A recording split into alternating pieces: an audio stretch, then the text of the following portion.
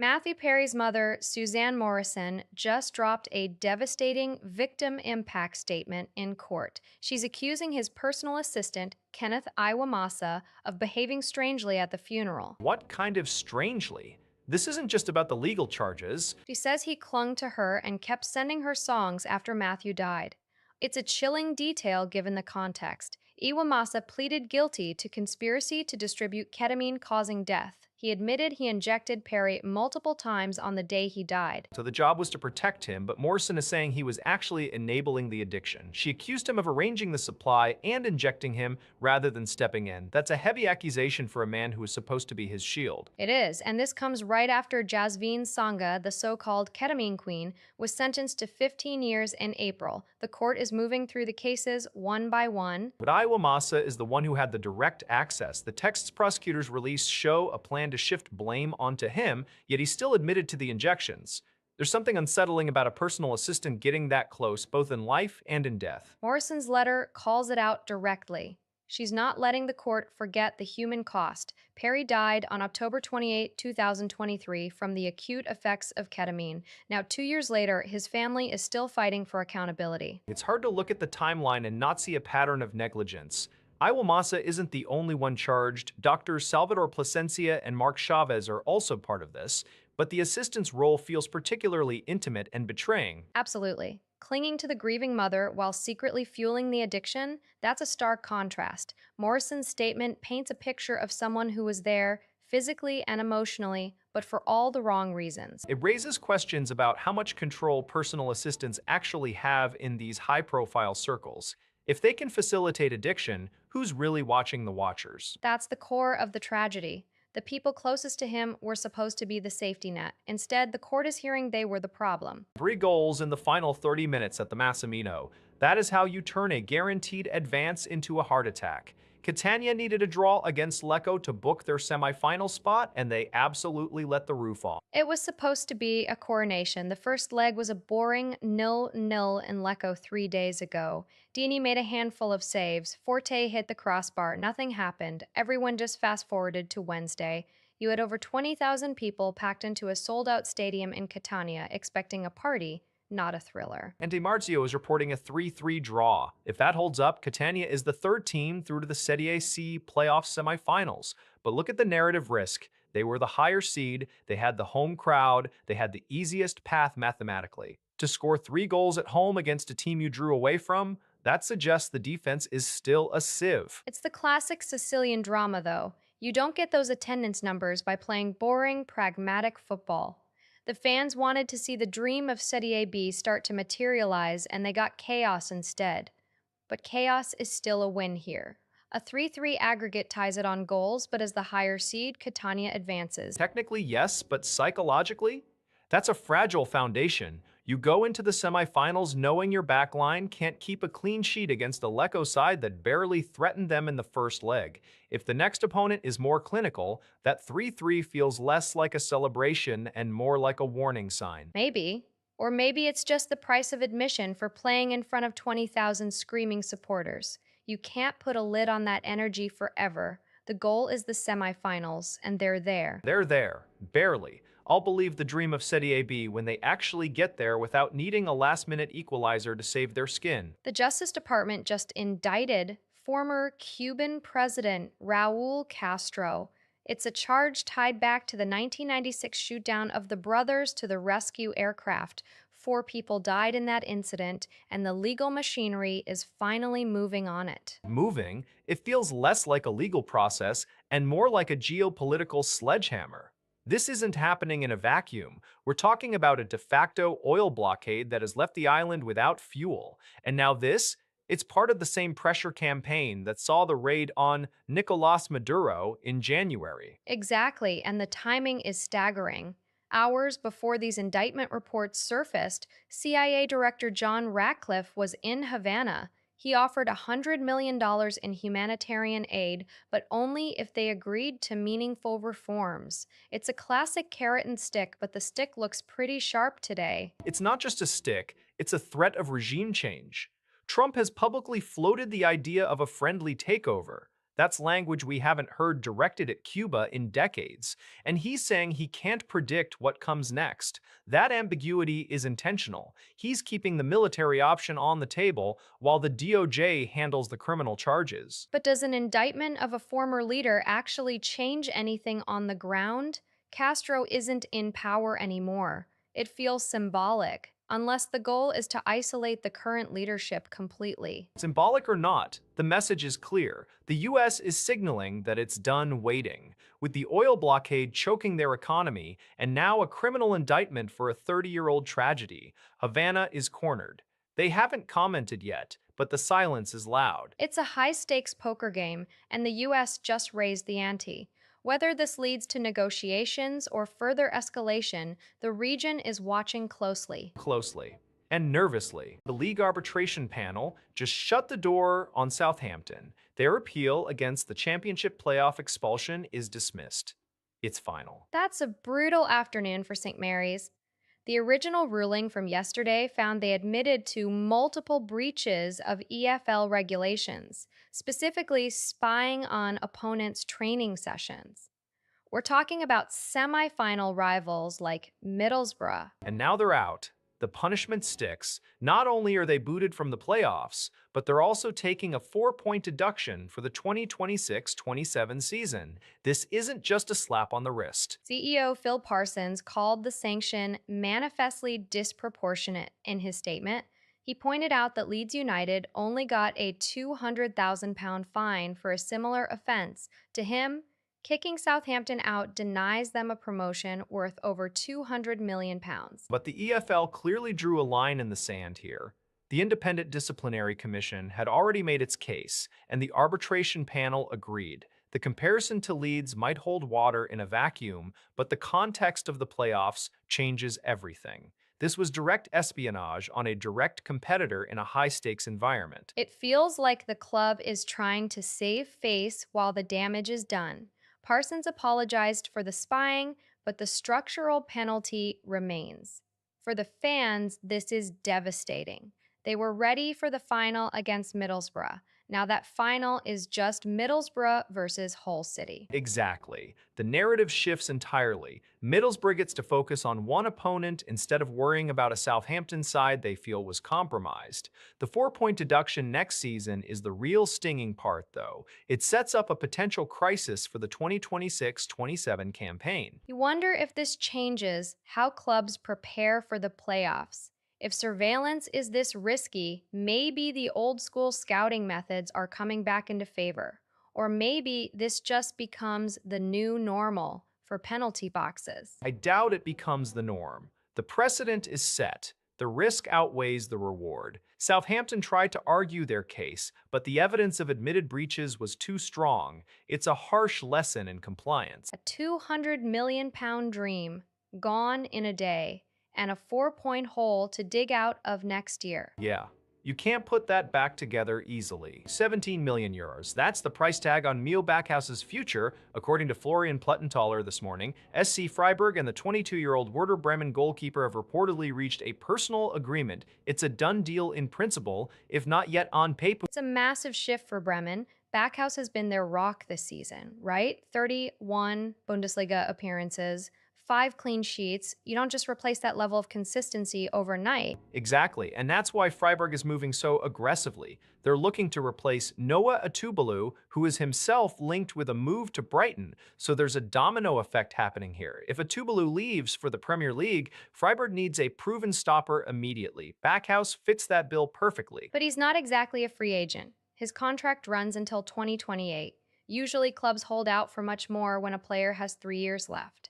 Why is Werder willing to let him go for low double digits? The reports say they're open to selling. Maybe they see the interest from AC Milan, Inter, Newcastle, and Bayer Leverkusen as a signal that the market is hot right now. Or maybe they just want the cash now rather than risk him leaving for free in 3 years. But it's definitely a blow to their title hopes next season if they lose their main keeper. It's interesting that Freiburg is his preferred destination, though. With all that interest from the big European clubs, you'd think he'd want the spotlight of Milan or the money of Newcastle. That's the thing about Backhouse. He's a German U21 international, but he's also known for being steady, maybe a bit traditional. Freiburg offers him a starting spot immediately, presumably. At Bremen, he's the starter now, but if they replace him, he's out. At Freiburg, he's the solution. It's a pragmatic move. Pragmatic, sure, but 17 million is a lot for a keeper who's still developing. I wonder if the other clubs will step up their bids now that the deal is public. They might, but if Backhouse is keen on Freiburg, money alone might not be enough. The player's preference matters, and right now he wants to go to the Black Forest. We'll see if Werder holds firm or if they take the first serious offer. It's a busy transfer window already. $75 billion. That's the number SpaceX is aiming to raise in what could be the largest initial public offering in history. And they're moving fast. Sources say the company intends to apply to list its shares on the NASDAQ under the symbol SPCX as early as June 12. June 12, that's barely a month away. The timeline got pulled forward because the SEC review finished faster than expected. Originally, they were looking at late June, but pricing is now set for June 11. It's a massive logistical sprint. The prospectus filing and investor roadshow are slated for just June 4. You've got Morgan Stanley, Bank of America, Citigroup, JP Morgan, and Goldman Sachs as lead book runners, plus 16 other banks. That is an enormous syndicate. They're shooting for a valuation of roughly $1.75 trillion. If they hit that, it changes the entire landscape of the market. But I'm watching the ticker situation. SPCX only became available recently because Tuttle Capital Management switched its SPAC ETF to SPCK back in April. It feels like they're waiting for the perfect slot to open up. It's definitely calculated. They're not just going public, they're trying to secure an immediate index entry. Reuters reported they're weighing the NASDAQ listing specifically after seeking early index inclusion. That's crucial for liquidity. Exactly. If they miss the index cutoff, the institutional buying power might hesitate, but with a roadshow starting in 4 days, they're betting everything on momentum. Do you think the market can absorb a $75 billion raise this quickly without a shock to the system? I don't know if it's a shock so much as a gravity well.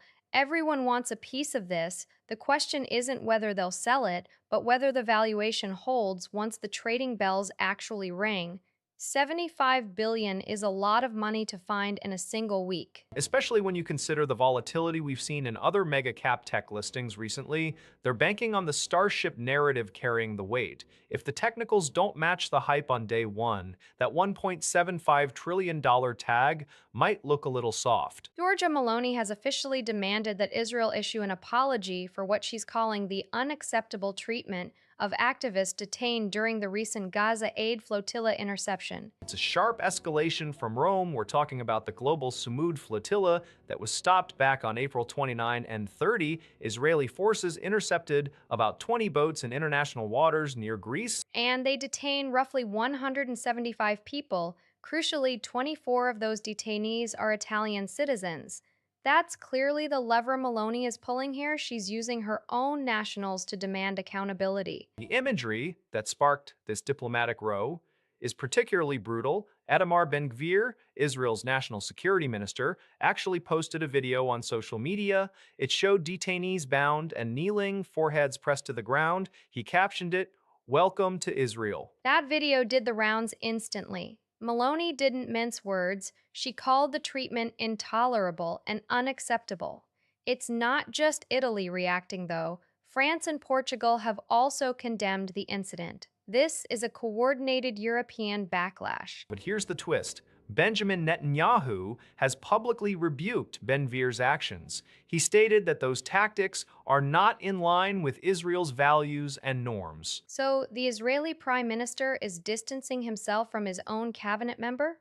That's unusual. It's politically convenient. Netanyahu ordered the deportations of the activists, effectively cleaning up the mess, while Ben-Gvir gets the blame for the optics. Meloni is calling the interception unlawful, which is a serious legal charge. The flotilla's goal was to challenge Israel's long-standing naval blockade of Gaza. It's a delicate balancing act. Meloni is part of a right-wing government, yet she's pressing hard on human rights violations involving her citizens.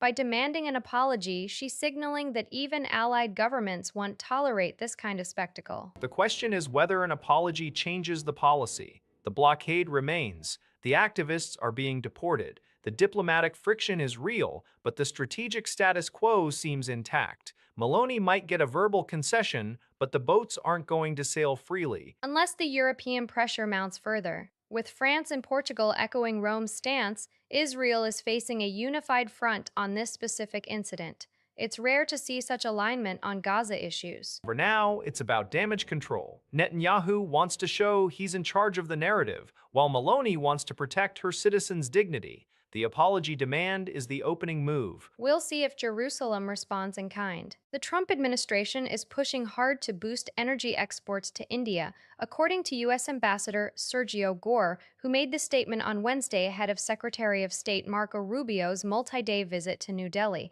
It's a significant push given that India is the world's most populous country and a massive energy consumer. But let's look at the actual numbers because the momentum seems to be going in the opposite direction. India's overall crude oil imports have contracted by 15%. Meanwhile, their imports of Russian oil have surged by 90%, largely thanks to sanction waivers. So the idea that the US is suddenly going to capture a huge share of that market feels a bit disconnected from reality. That's the disconnect, isn't it? Back in February, India promised to buy over $500 billion worth of U.S. energy, technology, and other products. But that pledge has yet to materialize. There's a structural issue here, too. Indian refineries are specifically configured to process heavier, sourer crude to maximize diesel output. U.S. crude is generally light and sweet, which doesn't fit their existing infrastructure without significant discounts that the U.S. might not be willing to offer. Exactly. It's not just about political will, it's about chemistry and economics. Unless Washington is prepared to subsidize those discounts, New Delhi isn't going to retool its refineries overnight. And while the US is chasing crude, there is some potential in liquefied natural gas and LPG, especially with ongoing supply disruptions in the Middle East. But that's a different commodity entirely. Rubio's visit is framed as an opportunity to reset ties and discuss these trade and energy issues, particularly within the context of the upcoming Quad meeting.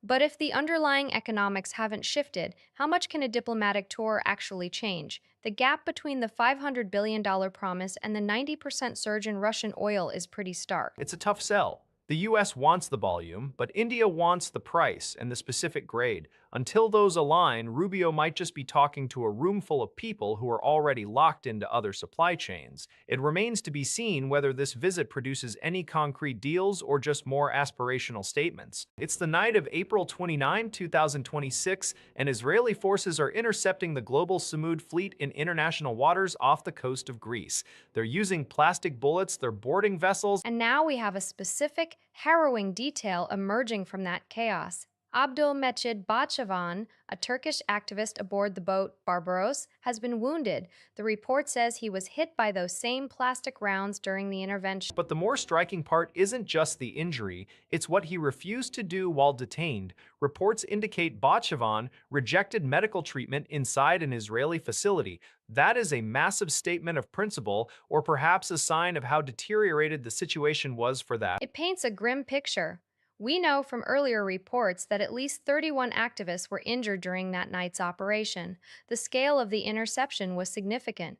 Roughly 350 participants from over 30 countries were on those boats, trying to break the blockade on Gaza. And yet the aftermath is fragmented. We're only now hearing about specific individuals like Bahçıvan.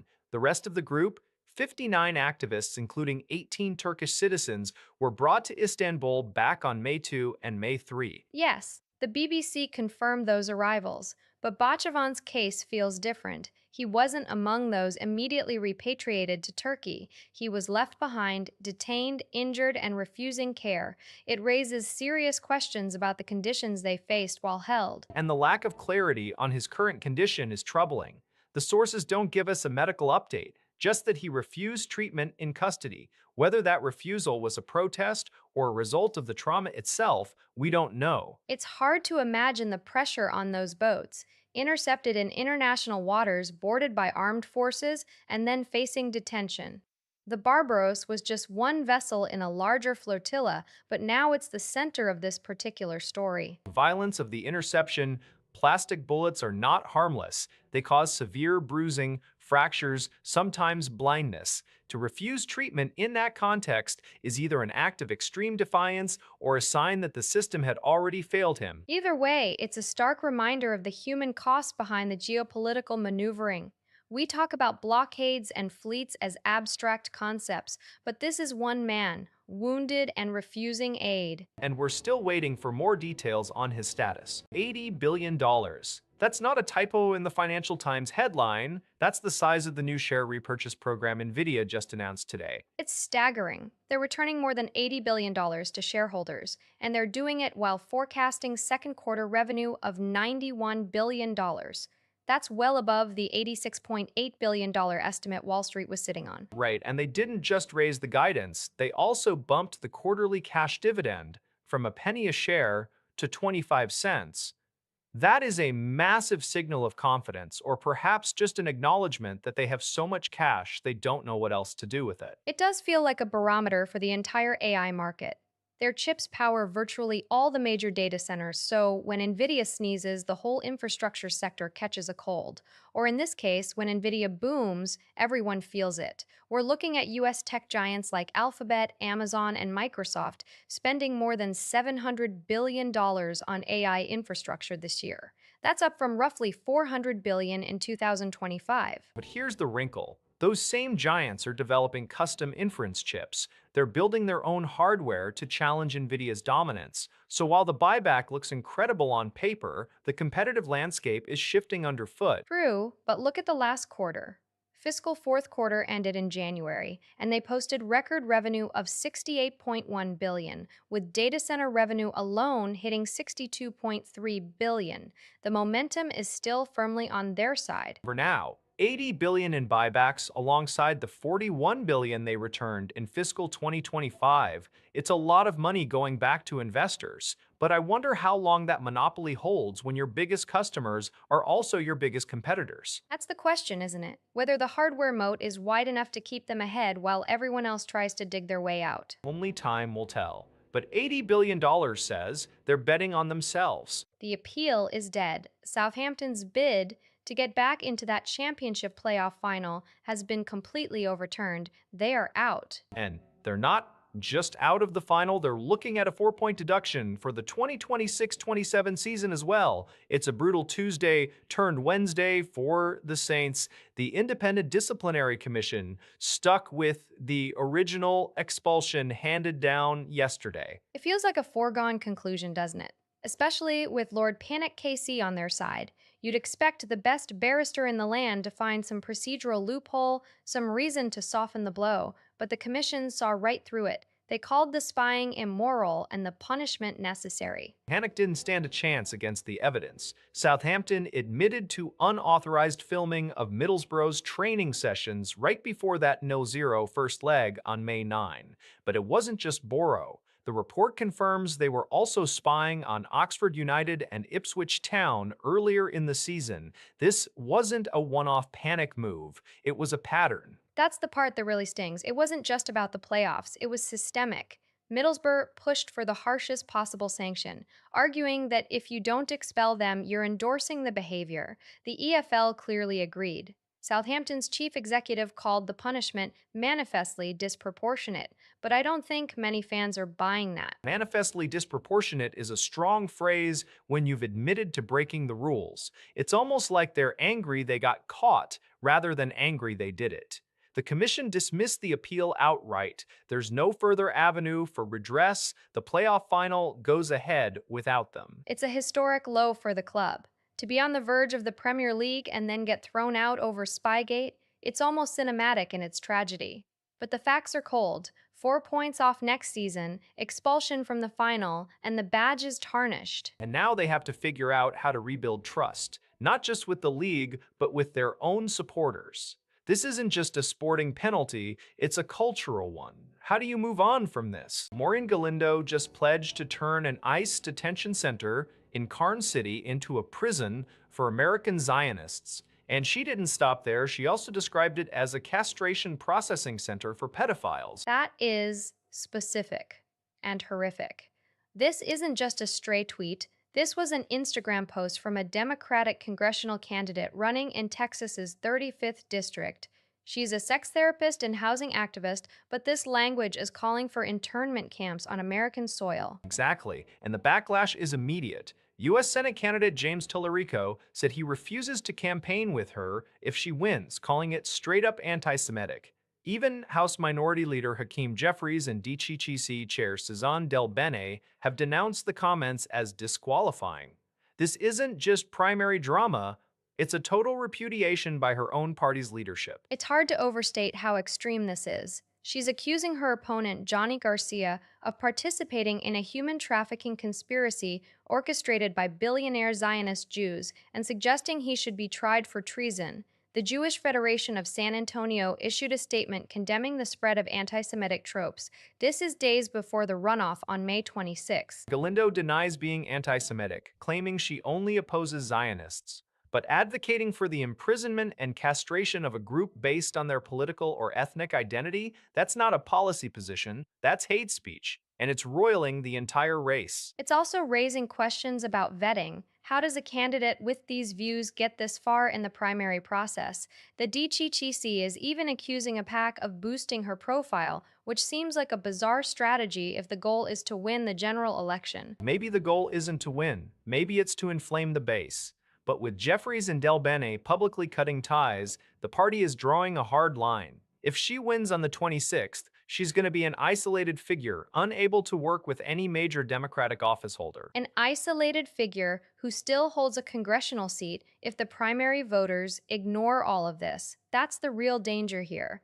The primary system can produce winners who are entirely unelectable in November. Or winners who are entirely unworkable. Tallarico's refusal to campaign with her is the clearest signal yet. The party is essentially saying, if you win, you're on your own. Two police officers who stood on the Capitol steps on January 6th have just filed a federal lawsuit to block the Trump administration's new anti-weaponization fund. That is a massive escalation. The fund was only announced on May 18th, and now Harry Dunn and Daniel Hodges are in court trying to stop it. Right. Dunn is a retired Capitol police officer, and Hodges is with the Metropolitan Police. They're calling this $1.776 billion settlement the most brazen act of presidential corruption this century. The numbers are staggering. This money comes from a settlement between Trump and the IRS, resolving his $10 billion lawsuit over the 2019 leak of his tax returns. But the plaintiffs argue the fund is essentially a slush fund for January 6th rioters. And many of those rioters have already been pardoned by Trump. The lawsuit claims allowing them to claim taxpayer money endangers the officers' safety. It gets broader than just January 6th, though. Acting Attorney General Todd Blanche testified yesterday, May 19th, that the fund isn't limited to those defendants. He said any self-identified victim of weaponization could apply. So it's open-ended? That seems to be the core of their argument. They're saying this creates a perverse incentive where people involved in the attack on the Capitol can now sue the government for damages. Exactly. They filed this in federal court in Washington, D.C., seeking to block the distribution entirely. It's a direct challenge to the executive branch's interpretation of what constitutes weaponization. It's a fascinating legal theory. Can the government settle a lawsuit with the president and then distribute those funds to people who were attacking the seat of government? That's the question. If Blanche's testimony holds, the net is wide. But if Dunn and Hodges are right, this is a direct payoff to insurrectionists using public money. The court will have to decide if the fund violates any laws or constitutional principles. Or if it's just political theater with a price tag. Either way, the legal battle is starting now. With $1.8 billion on the line, it's going to be a long fight. Definitely. A 90-day window. That's the number circulating out of Washington right now. Sources say the president is expected to sign an executive order on AI safety later this week, and the core proposal is a voluntary framework requiring developers to share frontier models with the government for review at least 3 months before public release. It's a massive pivot for this administration. We've seen them take a largely hands-off approach to AI regulation up until now, but National Economic Council Director Kevin Hassett confirmed they are actively studying this pre-release vetting process. He's comparing it directly to FDA drug approval. That's a heavy analogy to drop in a tech policy debate. It's not just rhetoric, though. The urgency seems tied to specific incidents, particularly Anthropic's Mythos model. Reports indicate that system can autonomously exploit software vulnerabilities, which has clearly spooked officials. The order would likely extend beyond just the models themselves, imposing cybersecurity measures on federal agencies, hospitals, and banks. It's broadening the scope from pure AI safety to critical infrastructure protection. But here's the rub: the directive reportedly won't answer key questions. White House officials are stressing that the details remain unsettled. There's an internal debate happening right now about how intrusive this review process should be. If it's truly voluntary, does it have any teeth? Or is the threat of future mandatory regulation the real lever here? That ambiguity is what's causing panic in Silicon Valley. If the government gets to inspect your code 90 days before launch, that's a significant competitive disadvantage, especially against unregulated foreign actors. Yet, without some guardrails, the risk of autonomous exploits becoming mainstream is real. The administration is trying to thread a needle between preventing catastrophic failures and stifling innovation. And they're doing it while claiming the final announcement will come directly from the president, bypassing the usual bureaucratic rollout. This feels like a reaction to immediate pressure rather than a long term strategy. If the Mythos exploit was the trigger, then the policy is likely to be reactive to the next big headline. Exactly. It's less about a coherent vision for AI governance and more about damage control. Until the pen hits the paper, we don't know if this is a meaningful safety net or just a regulatory speed bump. 20,000 fans packed the Stadio Iraqi on Sunday. That's the image that won't leave my head. Salernitana didn't just win the quarterfinal, they created an atmosphere that Ravenna had to survive. Survival is exactly what Ravenna did, though. They're the top-seeded team here, and they've got Andrea Mandorlini steering the ship. They knew they had to grind it out in Salerno and then defend their home turf, but Salernitana, under Circe Cosmi, didn't let up. It really was a two-leg thriller. The first match was electric, but today's game at the Stadio Benelli in Ravenna was the decider. Salernitana came away with the victory, officially becoming the fourth team to reach the Serie C playoff semifinals. I'm looking at the bracket logic here. The draw was conducted by Fabio Peccia, and he paired these two specifically for this national phase bracket. It wasn't random chaos, it was a calculated matchup. Ravenna entered as the favorite on paper, but paper doesn't account for 20,000 screaming fans in the first leg. Exactly. You can't quantify that energy. Salernitana's fans turned the Stadio Iraqi into a fortress. Now, the pressure shifts. The semifinals are next, and whoever they draw will be looking at these results with a lot of caution. Let's not get ahead of ourselves. They still have to win the semifinal to even talk about promotion contention, but you have to admit, eliminating the top-seeded Ravenna on their home ground in the second leg, that's a statement. It is. Cosmi's tactical setup clearly exploited Ravenna's defensive lines when they tried to control the tempo in Ravenna. It wasn't just luck. Maybe Mandorlini just made one costly error in the second half. The data is still coming in, but the result is final. Salernitana moves on. And the question now is, who's left? The other three semifinalists are set, but the draw for the next round hasn't happened yet. Right. We'll see how the ball bounces. For now, Salernitana celebrates. The Justice Department is moving to indict Raul Castro, 94 years old, and they're going after him for the 1996 shootdown of the brothers to the rescue planes. It's a massive escalation. 4 people died in that incident, civilian pilots, and the case has been sitting in the Southern District of Florida for decades. Why now? That's the question everyone is asking. CBS News consultant Aaron McLean says it intersects with the Trump administration's appetite for risk. They're focusing on Cuba right now, and this isn't just a legal formality, it's a signal. A signal to who? The current Cuban government? Because Raul isn't in power anymore. He's a former president. Indicting him feels more symbolic than practical, unless you think it's meant to pressure the current leadership into some kind of reform. That's the theory. Sources say the indictment could be coming in the coming days. The BBC and CNN are both reporting that the Justice Department is actively preparing the charges. It's not just talk anymore. But does an indictment against a 94-year-old former leader actually change anything on the ground, or is it just a way for Washington to show it's still engaged?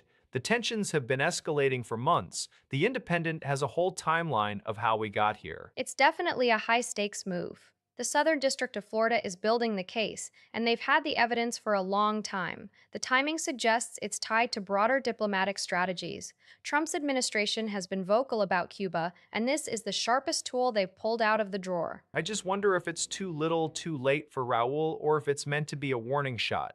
The families of those four pilots have waited 30 years for this. That part, at least, seems clear. And the legal team is ready to go. It's happening now. Unai Emery has officially won his fifth Europa League, 5. He just beat Freiburg and Istanbul tonight to seal it with Aston Villa. It's honestly staggering when you lay out the resume. 3 straight titles with Sevilla back in 2014, 2015, and 2016. Then he took Villarreal to victory over Manchester United in 2021, and now this. He's the king of the competition, whether he likes the label or not.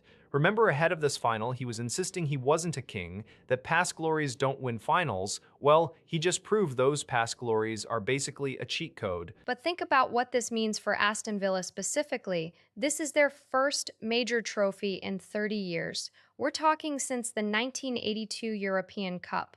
For a club that's been dormant on the continental stage for generations, this is huge. Huge, yes, but let's keep the perspective tight. This is a record in a single tournament. He is now only the second manager in history to win one major European competition 5 times. The other is Carlo Ancelotti with his 5 Champions Leagues. That comparison is interesting. Ancelotti is the gold standard, obviously, but Emery has dominated a specific lane. He even lost with Arsenal in 2019, which just adds to the narrative that he knows exactly how these tournaments tick. Villa are 4th in the Premier League, so they've already qualified for the Champions League next season anyway. This feels like a bonus crown for Emery, a way to cement his legacy before he potentially moves on. Or maybe it's the thing that keeps him there. Winning 3 straight with Sevilla was one thing. Winning with 3 different clubs, Sevilla, Villarreal, and now Villa, that suggests a system that works anywhere. It does, though I wonder if he'll ever chase a 6th. The pressure is going to be immense now. Everyone expects him to win it every time he enters. He's already defied the odds once. Who's to say he won't do it again? Probably the next manager who tries to play him in a final. The tweet from At War Translated is pretty blunt about this. Ukrainian defense forces are scaling up deep strikes on Russian logistics at ranges of 100 to 150 kilometers or more, and the reaction from Moscow is less than enthusiastic. Less than enthusiastic is putting it mildly. The numbers here are actually staggering if you look at the broader context. This isn't just a tactical adjustment, it's a systematic expansion of capability. The research shows that since the start of the full-scale invasion, Ukraine has expanded its deep strike range by more than 2.5 times. We're talking from roughly 630 kilometers in 2022 to about 1750 kilometers today. That is a massive jump. 1,750 kilometers. That pushes the front line way back into the Russian interior. It changes the entire calculus of what counts as a rear area. Exactly, and the impact is immediate. Just last month, in April, Ukrainian operations hit 14 refineries and terminals, plus 2 plants. The Urals are no longer considered a safe rear area by the Russian military. They're realizing that nowhere is truly out of reach. It's not just about the fuel, though, it's the logistics chain. General Syrskyi reported that deep strike assets hit 85 key targets inside Russia in just 2 months. That's a sustained campaign, not a one-off event. And it's dealing what analysts are calling a double blow to the war effort. You're disrupting fuel supply and you're forcing Russia to divert air defense assets away from the front lines to protect these industrial hubs. It's a resource war on 2 fronts. The tweet mentions that the Russians aren't thrilled. which is an understatement. When you're hitting targets at ranges that used to be impossible, the psychological impact on command structures must be significant. They're scrambling to protect infrastructure that they assumed was safe. It's a strategic shift that's hard to reverse. Once you've proven you can hit the Urals, you've proven you can hit anywhere. The question now is whether Russia can adapt its logistics to withstand this level of persistent, long range pressure. It seems like they're trying, but the scale of the strikes suggests Ukraine is maintaining the initiative. 85 targets in 2 months is a relentless pace. Relentless is the right word. It's not just about destroying assets, it's about keeping the enemy off balance. You can't plan a supply chain when you don't know which terminal will be hit next. In 24 hours, Mikel Arteta took Arsenal to their first league title in 22 years, and Andoni Iraola took Bournemouth to Europe for the first time in their history. That is not just a coincidence, that is a direct line drawn back to San Sebastian. These two men were childhood friends. They actually played together at the Antiguoco club in the Basque Country before they ever stepped onto a Premier League pitch as managers. It's poetic, sure, but look at the mechanics of it. Arsenal clinched with a game to spare after beating Burnley, only because Manchester City failed to beat Bournemouth. So Bournemouth didn't just get their own reward, they literally handed the trophy to their former teammates' club. And you have to appreciate the sheer scale of Iraola's turnaround here. Remember earlier this season, he started with 9 consecutive league losses. 9. Now, in his second season, he's overseen what some are calling one of the greatest turnarounds in Premier League history. He's guiding the Cherries to their highest points tally ever. It feels almost engineered. Arteta calling it fantastic and unbelievable sounds genuine, but there's this layer of shared DNA there. The Times referred to them as part of this class of Arteta taking Europe by storm. It's not just one success story, it's a cohort. Exactly. You have Arteta breaking the long drought for a giant club, and Iraola doing the impossible for a mid-table side that was flirting with relegation concerns back in September. The fact that the same result secured both outcomes, Arsenal's joy and Bournemouth's historic European qualification, is just beautiful narrative symmetry. I'll take the symmetry, but don't forget the grit. Iraola didn't get there on nostalgia. He built a team that could withstand the pressure of playing City and still draw, while ensuring Arsenal got the win they needed. It's a masterclass in tactical timing. And now they're both looking ahead, presumably with a phone call or two already made. It's rare to see such parallel trajectories converge so neatly on a single weekend. It is rare, but then again, the Premier League rarely does anything rare these days. It just keeps surprising us. It's a stark reminder of the China stalemate. NVIDIA's CFO, Colette Kress, just confirmed they've generated zero revenue from the H200 licensing program. Zero. Despite the ban reversal in December. And they still don't know if any imports will actually be allowed into China. It's been months since the Trump administration lifted the export ban, slapped on that 25% tariff, and set volume caps. You'd think by now, with customs having had time to process things, there'd be some movement. But there isn't. Chinese customs have effectively blocked the shipments, so NVIDIA is sitting on capacity they can't fill. That's why they halted H200 production for China back in March. They're redirecting TSMC's wafer capacity toward the next generation, the Vera Rubin platform. Which brings us to the other half of that earnings call update. Rubin is expected to start shipping in the second half of fiscal 2027. That's late 2026, technically, but we're talking about a pivot in manufacturing strategy right now. They're betting the next S-curve before the current one even clears customs. It feels like a forced pivot. Jensen Huang said earlier that purchase orders, not formal government announcements, would signal approval. So far, the orders haven't come. The silence from Beijing is deafening. Or maybe it's just bureaucracy grinding to a halt. The 25% tariff doesn't help either. It eats into margins on chips that are already priced for a specific constrained market. NVIDIA is essentially holding its breath, waiting for a signal that might never come in a traditional format. And while they wait, they're shifting TSMC capacity. That's a massive logistical undertaking. You don't just flip a switch from H200 to Rubin. It takes time to retool, to qualify the new wafers. If China suddenly opens the floodgates next month, Nvidia might not have the H200 inventory to meet the demand. Exactly. They're choosing certainty of future tech over the uncertainty of current sales. Rubin is the bet. The H200 is the ghost.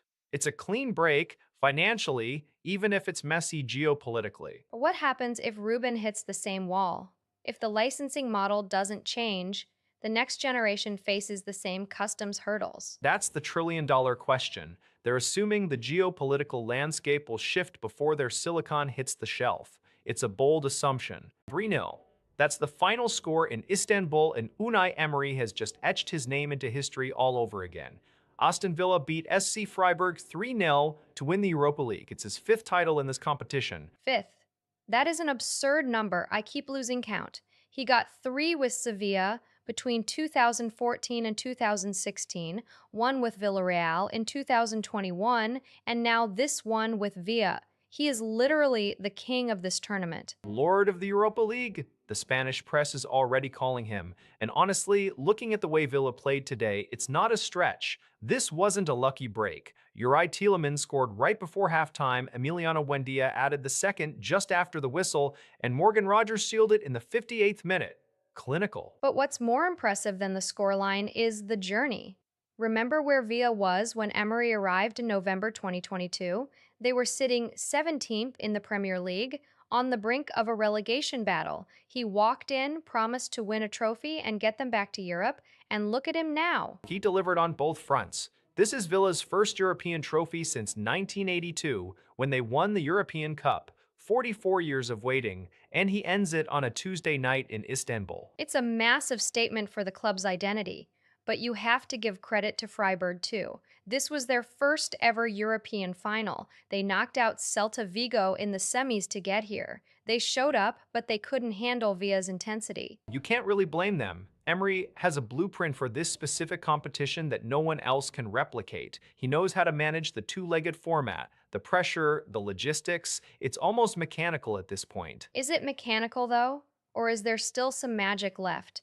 Watching Rogers and Buendia tear apart Freiburg's defense, it looked more like pure talent unleashed than just a system working. Maybe, but when you have a manager who has won this thing 5 times, the system itself becomes the magic. I'm just curious what he says in the post-match press conference. He's got a habit of staying humble while holding the He'll probably talk about the players, he always does, but you can't hide the fact that tonight belongs to Emery. 5 titles. The record stands. record stands, and Villa are the champions of Europe. Again. This is a strange one. Vasco da Gama is traveling all the way to Asunción, Paraguay tonight to play Olympia, and they are sending out a reserve squad. I see the list. It is bizarre. Both teams are sitting on 7 points in Group G of the CONMEBOL Sudamericana. The winner takes the group and goes straight to the round of 16. The runner-up has to go through a playoff, and Vasco is treating it like a friendly. Exactly. They are playing at Defensores del Chaco. It is a hostile environment, and their manager, Renato Gaucho, is serving a CONMEBOL suspension, so he cannot even be in the technical area to guide them. So you have a suspended coach, a team full of substitutes, and a game that decides whether you avoid a playoff round. It feels like disrespect to the competition. Olympia is a historic club in Paraguay. They are going to expect a full-strength opponent. But look at the tiebreaker. Vasco leads on goal difference. Maybe they calculated that a draw is enough to keep them on top. If they draw, they stay first on the tiebreaker rules. That is a huge gamble. If they lose, they drop to second and face that extra playoff match. That adds fatigue and risk to their calendar. Why risk the direct spot with a B team? Perhaps they are prioritizing domestic league games. Or maybe the medical bulletin showed key players are unavailable. The sources mention they are saving their starters. Saving them for what? A playoff against a team you might have beaten tonight if you had tried? It feels like a miscalculation. Olympia at home in Paraguay is not an easy task for anyone, let alone a squad of reserves. The fans in Asunción are definitely going to make it difficult. The atmosphere in those stadiums is intense. I wonder if the Vasco players feel the weight of this. They might not. If they are reserves, they might not realize the stakes. Or maybe they do, and that is why the selection is so confusing. It is a decisive match for the group leader title. And only the winner advances directly. The pressure is entirely on the visitors. With a suspended coach and a weakened lineup, this could backfire badly. You never know. Sometimes the underdog squad surprises everyone. In this tournament, doubtful. 3-0. That's the final score from Beşiktaş Park. Aston Villa didn't just beat SC Freiburg tonight, they dismantled them. It feels like more than just a win for Villa. 30 years. That's how long they've waited for a major trophy. You could hear the relief in the stadium even through the broadcast. Yori Tielemans started it, Emiliano Buendia doubled it, and Morgan Rogers sealed it. Clean sheet, too. I'm looking at Unai Emery. This is his 5th Europa League title. 5. He's basically the king of this competition at this point. I know he's modest about it. He told reporters earlier he's no Euro king, but the stats don't lie. You don't win 5 by accident. It's a fascinating contradiction, isn't it? The humility versus the hardware. Emery has built something incredibly consistent here. But I wonder if this is the peak for this specific squad.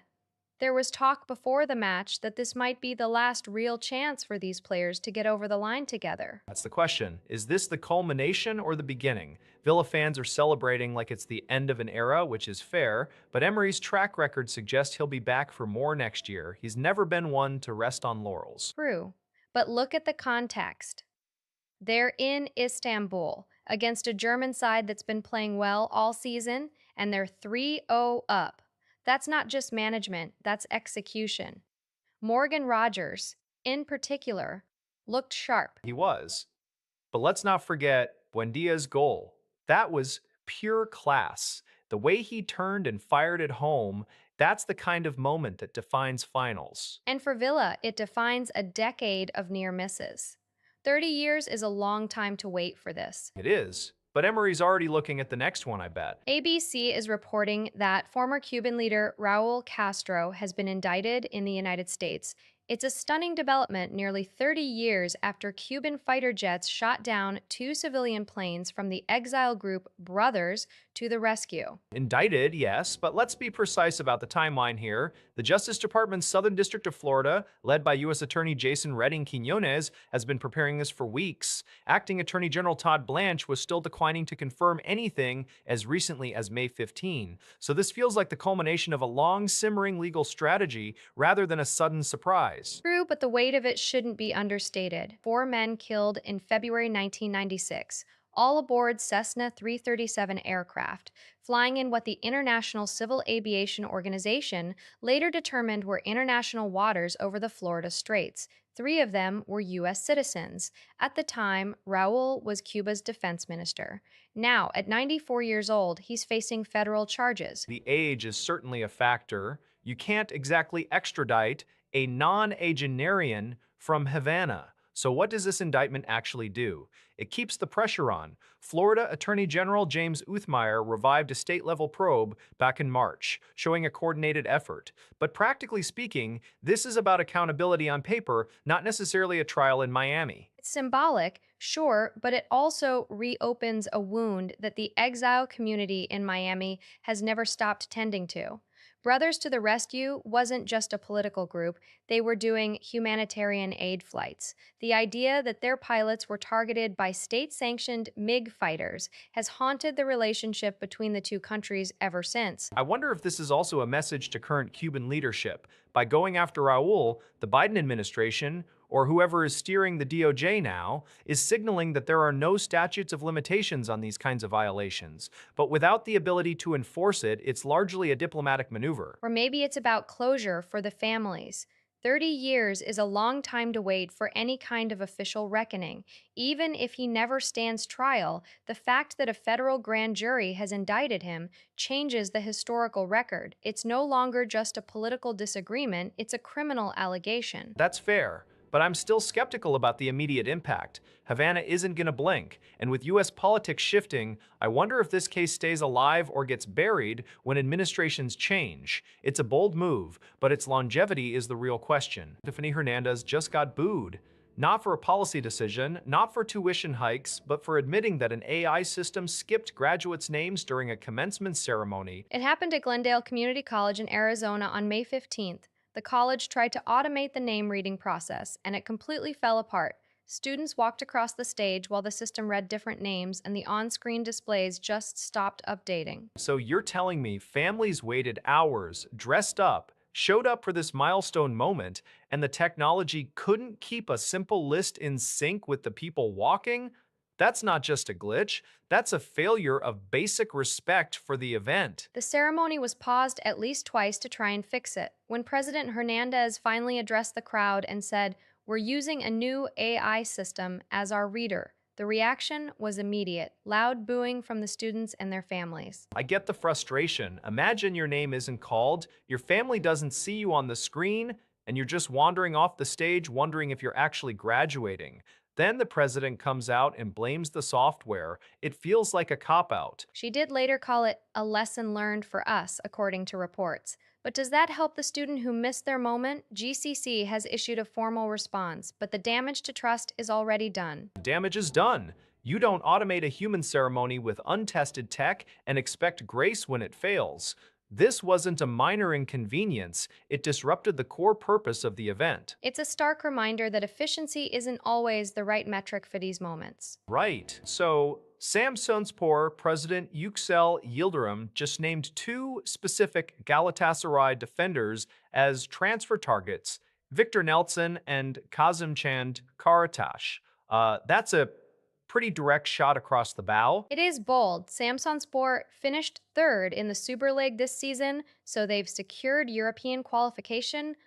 They're trying to build a squad that can actually compete on the continental stage now. Right, but look at the Nelson situation. The Danes is 27, spent last season on loan at Hellas Verona. And Verona got relegated. He made 33 to 37 appearances there with 0 goals and 0 assists. Is that really the defensive anchor they're chasing? He's a center back. Not a striker. The lack of assists isn't the primary metric. But you're right, the context is tricky. And then there's Karataş. He's younger, 23. He was loaned to Başakşehir in the winter window, and he actually contributed 2 assists in 11 league matches, or 4 across all competitions. He's a left back, so that creative output matters more. But here's the kicker. Both players have 1 year left on their Galatasaray contracts. Which usually means Galatasaray wants a fee now rather than letting them walk for free next summer, and it seems like that's exactly what happened with Nelson. Yildirim admitted just today that they couldn't agree on Galatasaray's €8 million asking price. 8 million for a relegated Serie A player?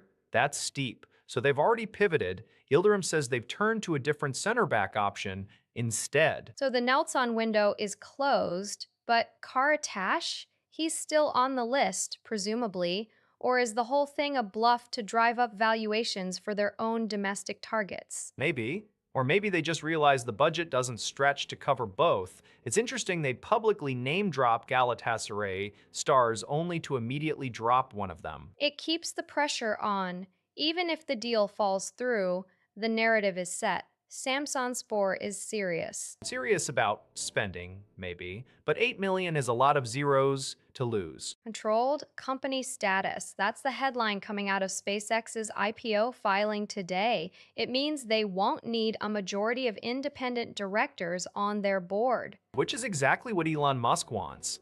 The filing confirms he'll retain roughly 79% of the voting power, even though he only owns about 42% of the equity. It's that dual-class share structure again. Right, and because of that control, SpaceX is exempt from having independent nominating and compensation committees. They only need an independent audit committee. It's a pretty tight grip for a company going public this summer. Tight is one word for it. The prospectus is aiming for a $1.75 trillion valuation, targeting a NASDAQ listing in June. If they hit that, they could raise up to $75 billion. That's unprecedented for a private space firm. And there's this odd detail buried in the paperwork. As of May 1st, Tesla owns nearly 19 million shares of SpaceX's Class A common stock. Almost 19 million. It's a bit surreal seeing the two Musk companies so financially entangled before the bell even rings. It gets weirder. The filing includes milestone-based compensation goals for Musk. One of them, establishing a permanent Mars colony of 1 million inhabitants. A million people on Mars? You have to admire the audacity, but I'm not sure the SEC was expecting that as a KPI. It's not about the SEC, it's about the optics. They're selling a vision, not just a business. But for shareholders, the lack of board independence is the real story here. You're betting on a man, not a system. Especially when the system is designed to keep him in charge no matter what. Exactly. It's all about that 1-1 draw from last Tuesday. Cruzeiro travels to Sete Lagoas tonight, but they're carrying a heavy psychological burden after Brian's stoppage time equalizer at Arena de Baicada. If Ronald's goal in the first leg was the highlight, that late scramble is the nightmare scenario for any coach. True, but context matters. They beat Cuiabá, Goiás, and CSA to get here. This U17 side is built for a grind, and tonight's venue, Arena do Jacaré, is essentially their home turf for this knockout stage. The momentum shifts back to them with kickoff at 19H Brasília time. Momentum is a funny thing in youth tournaments. One moment of panic and it's gone. Look at the other semifinal. Atlético MG blew Coritiba out 3-0 in the first leg.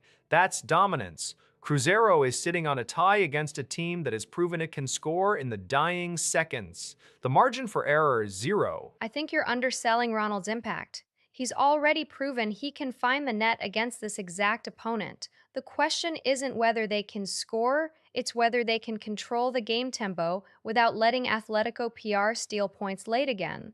The final is on May 26th, faces either Atletico MG or Coritiba. Beating a team like Atletico PR head-to-head gives them a psychological edge over either finalist. Where it exposes their defensive frailties under pressure. Let's be clear, this isn't a group stage match where a draw is acceptable. It's a two-legged semifinal. If Cruzeiro goes down 1-0 early, they're chasing a ghost.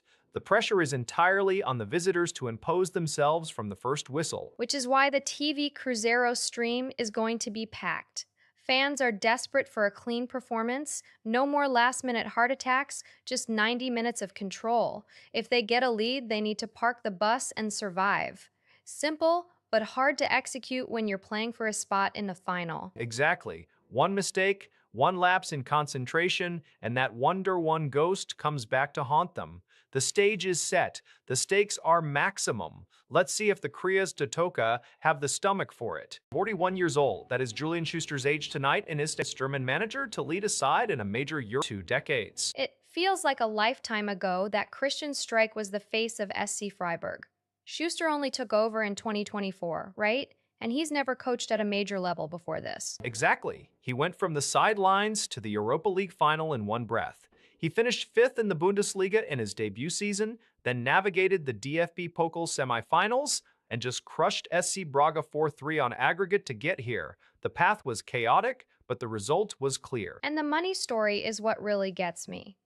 Their record signing cost just €10.4 million. In a league where clubs are throwing hundreds of millions at every position, Freiburg is playing with pocket change. It's not just pocket change, it's a different philosophy. They don't have the financial firepower of Aston Villa tonight. Villa are the favorites on paper, with a squad built on Premier League depth and resources. Freiburg is built on grit and that Black Forest resilience. Schuster called the fan support incredible joy after the semi-final. You can hear the emotion in his voice. He's talking about a dream start, but it's grounded in reality. They've never won a major trophy. Tonight is their first ever European final. Win or lose, the ceiling for this club has shattered. I'm not sure I'd call it a shattering if they lose, but you're right. The achievement is historic regardless of the scoreboard. The tweet notes the result didn't go their way, but the respect is universal. They punched way above their weight class for an entire year. It's rare to see a club define success by reaching the final rather than lifting the cup. But for Freiburg, this is the cup. The validation of Schuster's methods, of the modest spending, of the fans traveling to Istanbul. Maybe, But Aston Villa didn't come to Istanbul to hand out participation trophies. They've got the budget, the experience, and the pressure to deliver. Schuster has the heart, but does he have the tactical answers for a side that's been here before? That's the question, and it's being answered right now. Inter Miami is closing in on Casemiro. That's the latest from The Athletic, and honestly, it feels inevitable at this point. He's leaving Manchester United when his contract expires on June 30th, and Miami is the preferred destination. It's been a long road for this rumor, hasn't it? Talks started back in March, but the designated player slot issue has been a real headache. Neither Miami nor the LA Galaxy has a vacant slot right now, which complicates the salary cap math.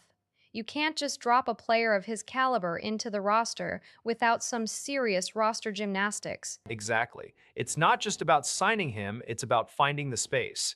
The Galaxy are still in the mix too, so Miami has to move fast before LA figures out their DP situation. But let's be real, the narrative pull is hard to resist. Reuniting him with Lionel Messi and Luis Suarez, that's a frontline midfield combo that sounds like a con mole dream team. I don't know if I'd call it a dream team yet. Casemiro is 34. He's still effective, obviously, but we're talking about a defensive midfielder at an age where the physical toll of MLS travel is significant. Plus, he announced his departure from United back in January. This isn't a surprise, but the execution is tricky. True, but he's a Brazil international. He's won World Cups. The experience alone might be worth the roster disruption for Miami. And let's not forget Al Ittihad in Saudi Arabia is watching. If Miami stalls too long on the DP slot, Casemiro might just go to the Middle East, where the money is easier to unlock. That's the real pressure point. The Saudi Pro League has deep pockets and no salary cap headaches. Miami needs to solve the DP puzzle now, or they lose him to a league that doesn't care about designated player slots. Right. So the question isn't just if Miami wants him, but if they can legally fit him in before June 30th. There's a disturbing fire incident coming out of Antibes, France, that's raising serious questions about juvenile accountability. It happened late last night on May 19 in the underground parking garage of the Via Miranda residence. The details are grim.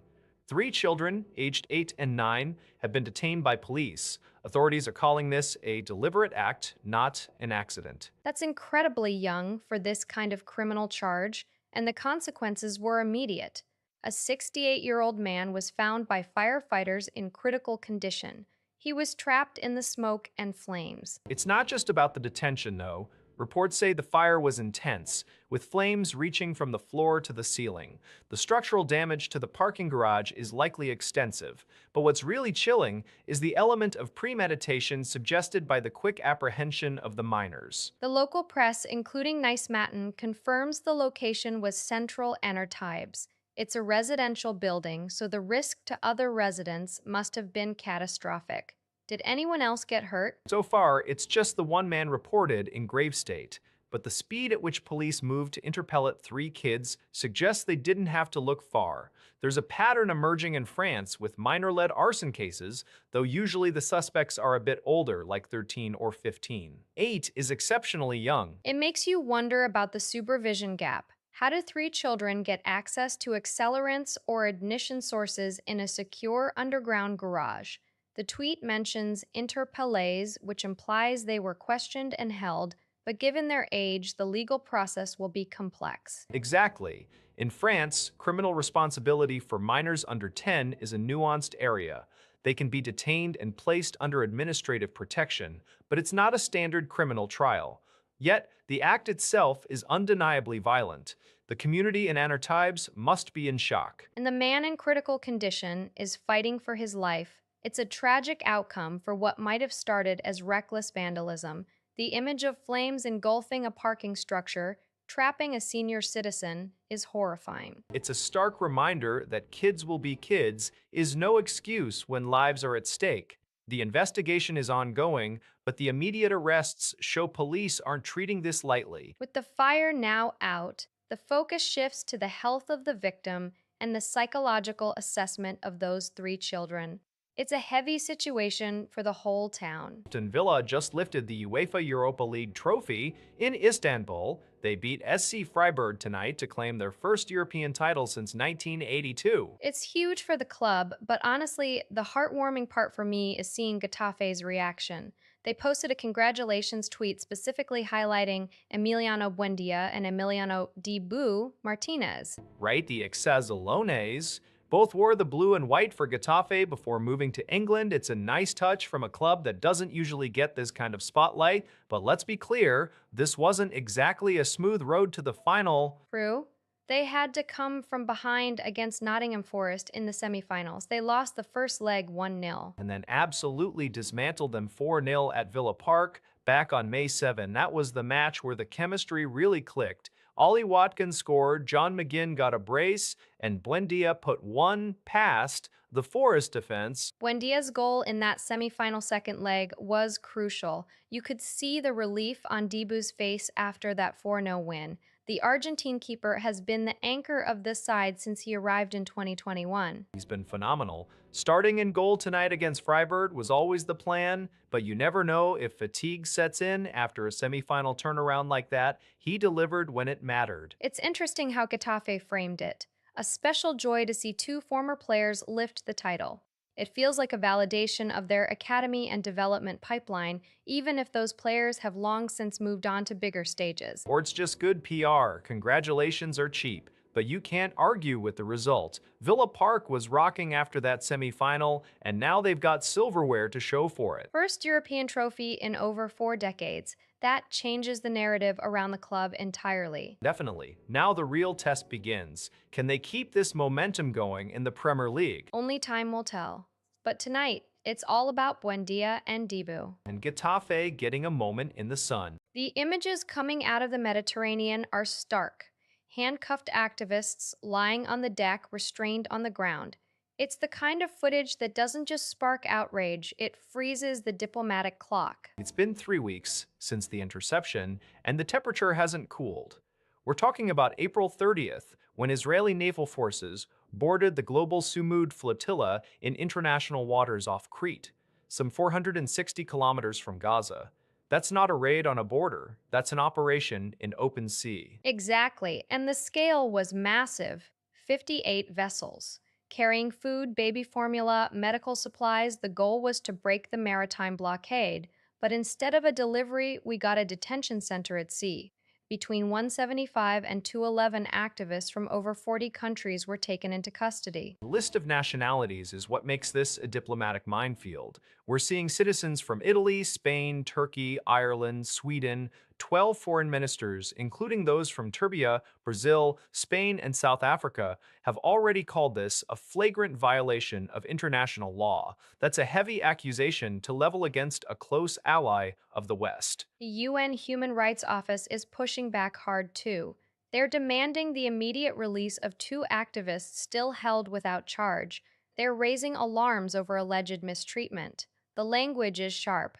Aid delivery is not a crime. But here's the fracture line. The United States isn't joining that chorus. Washington has backed Israel's move, dismissing the entire flotilla as a stunt.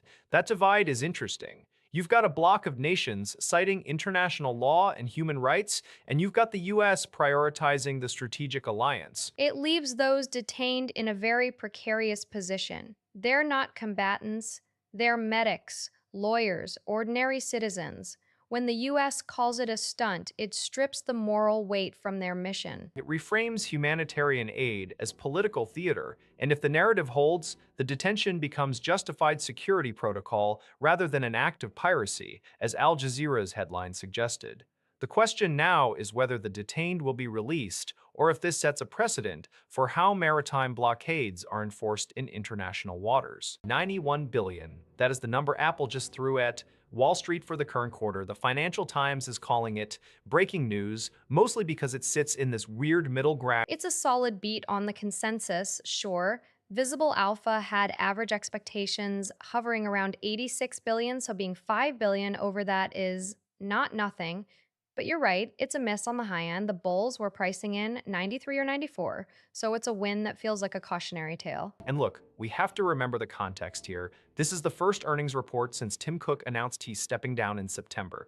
15 years at the helm, and now the market is watching the transition like a hawk. They want to see stability, but they also want to see the next growth engine beyond the hardware cycle. The hardware was actually a bit of a headwind this quarter, wasn't it?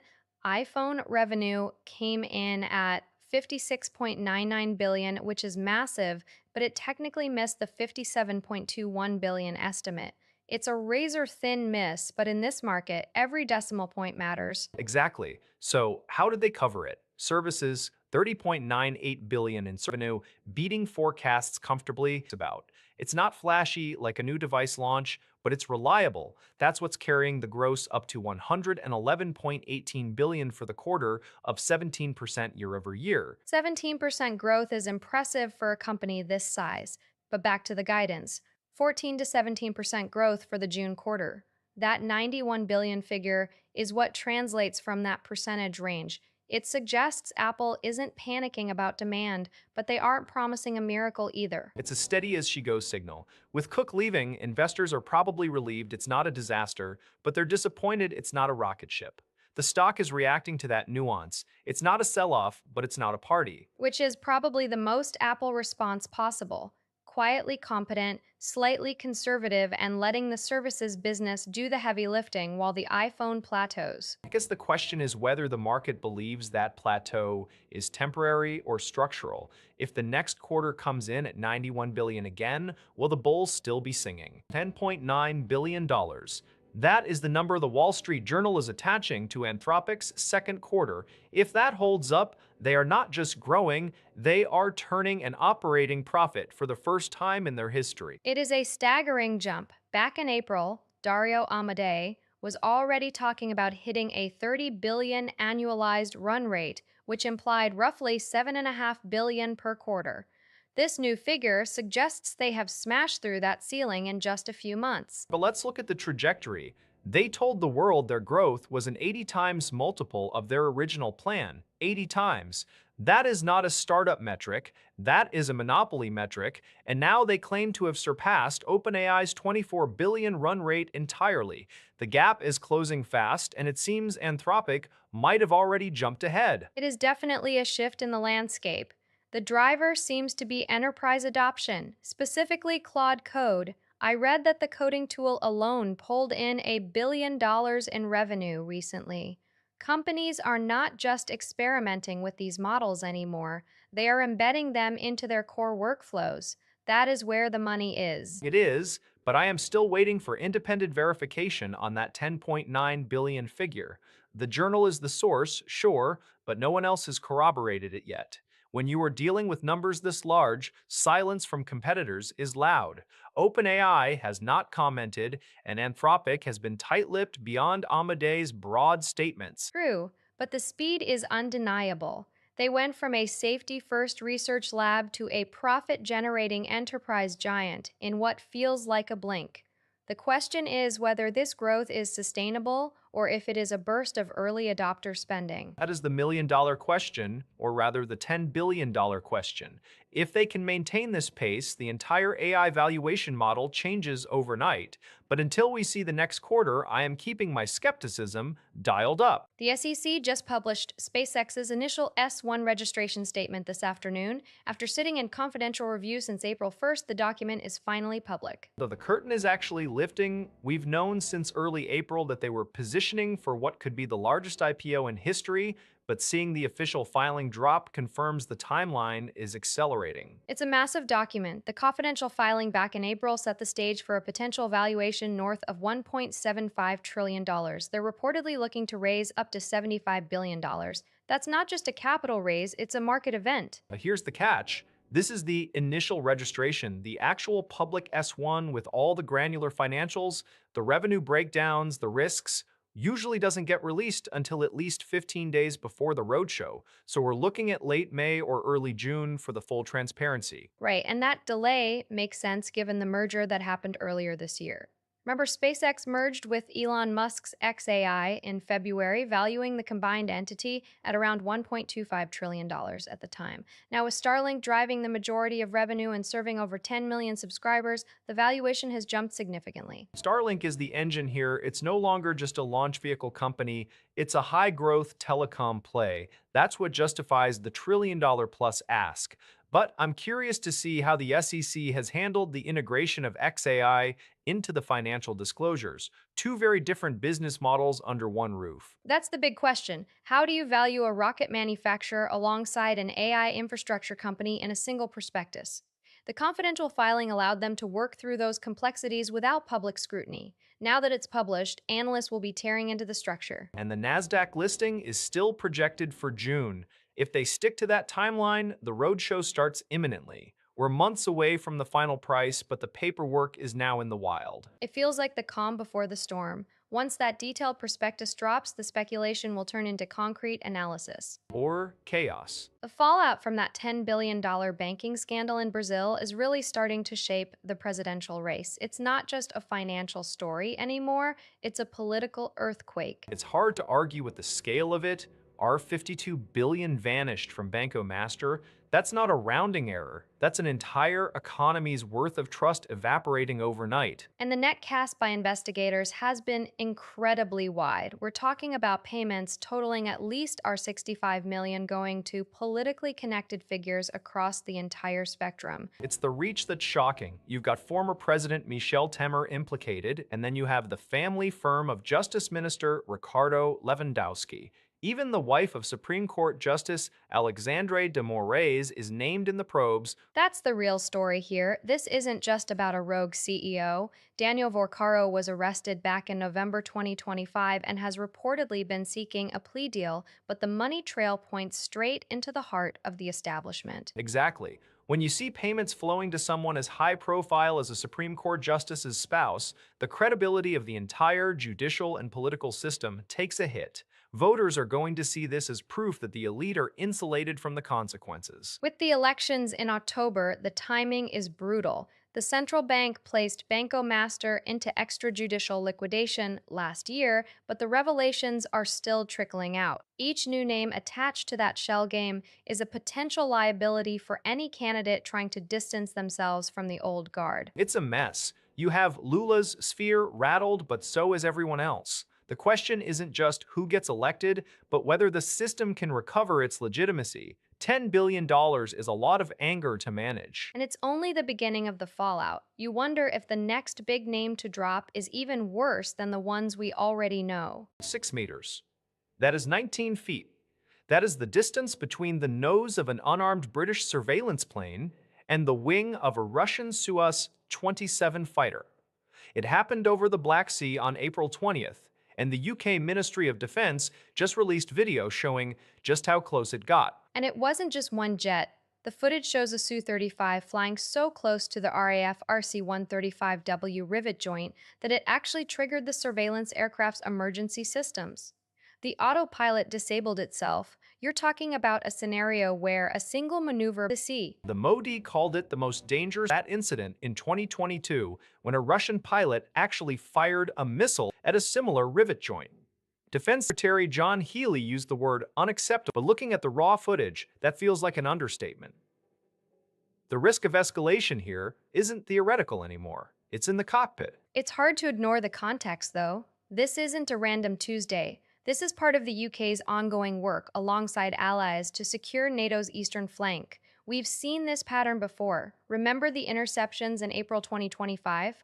RAF Typhoons had to scramble repeatedly to intercept Russian aircraft near NATO airspace over the Baltic Sea. This is different because of the proximity.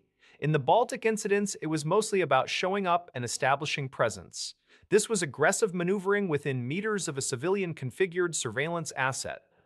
The Su-27 made 6 passes. 6. They weren't just checking the ID, they were harassing. The video makes it look almost casual, which is what's so disturbing. The Russian pilots seem entirely unbothered by the fact that they are inches away from causing a catastrophic mid-air collision. With UK Russian relations at a historic low over the Ukraine war and the spying claims, does this signal a shift in Russian strategy? Or does it signal that they believe the UK won't do anything about it? Healy warned of serious risks, but warnings have become the background noise of this conflict. The real question is whether NATO sees this as a localized provocation or a test of resolve. A test you don't want to fail when the autopilot is off. Jeff Bezos just sat down with Andrew Ross Sorkin on CNBC's Squawk Box and dropped a proposal that sounds almost radical coming from him: zero federal income tax for the bottom half of earners. Radical or just a rebranding of the status quo? Because the data he's citing isn't exactly new. The Congressional Research Service reported back in 2018 that the top 1% paid 40% of all federal income tax revenue, while the bottom 50% paid just 3%. Even with updated 2023 IRS figures, that bottom half share only ticked up to 3.3%. That's right, and Bezos pointed out that number has actually declined from 4.9% in 2001. His argument is that if the top 1% is shouldering 40% of the load, it makes sense to formally eliminate the liability for those at the bottom. It would effectively make permanent what many low-income filers already experience due to credits and deductions. It's a tidy narrative, I'll give him that. But you have to look at who's making the pitch.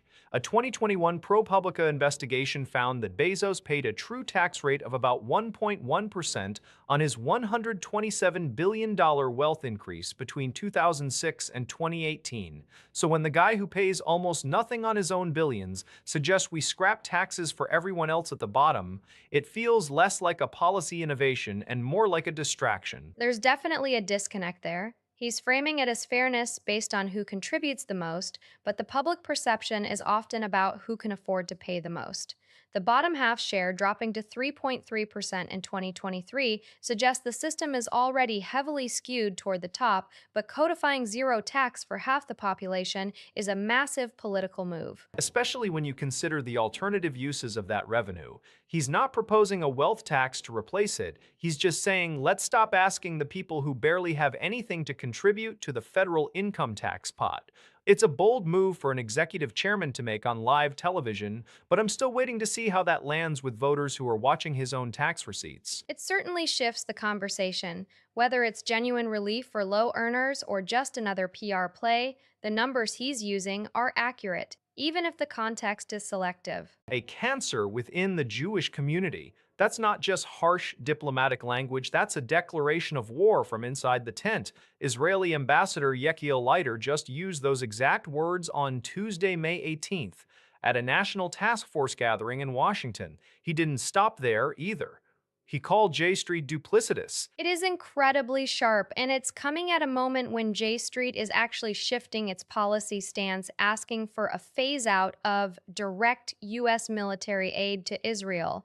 We're talking about funding for Iron Dome systems. Leiter argues that pulling that support undermines Israel while it is currently fighting what he calls a seven-front war. So from his perspective, this isn't just political disagreement, it's a security crisis. But look at the rhetoric. Leiter isn't just criticizing policy, he's questioning the legitimacy of the organization itself.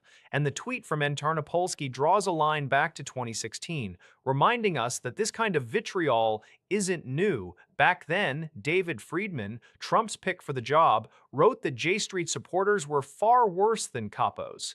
That is an incredibly charged historical analogy to use in a modern political debate. It's a heavy historical weight.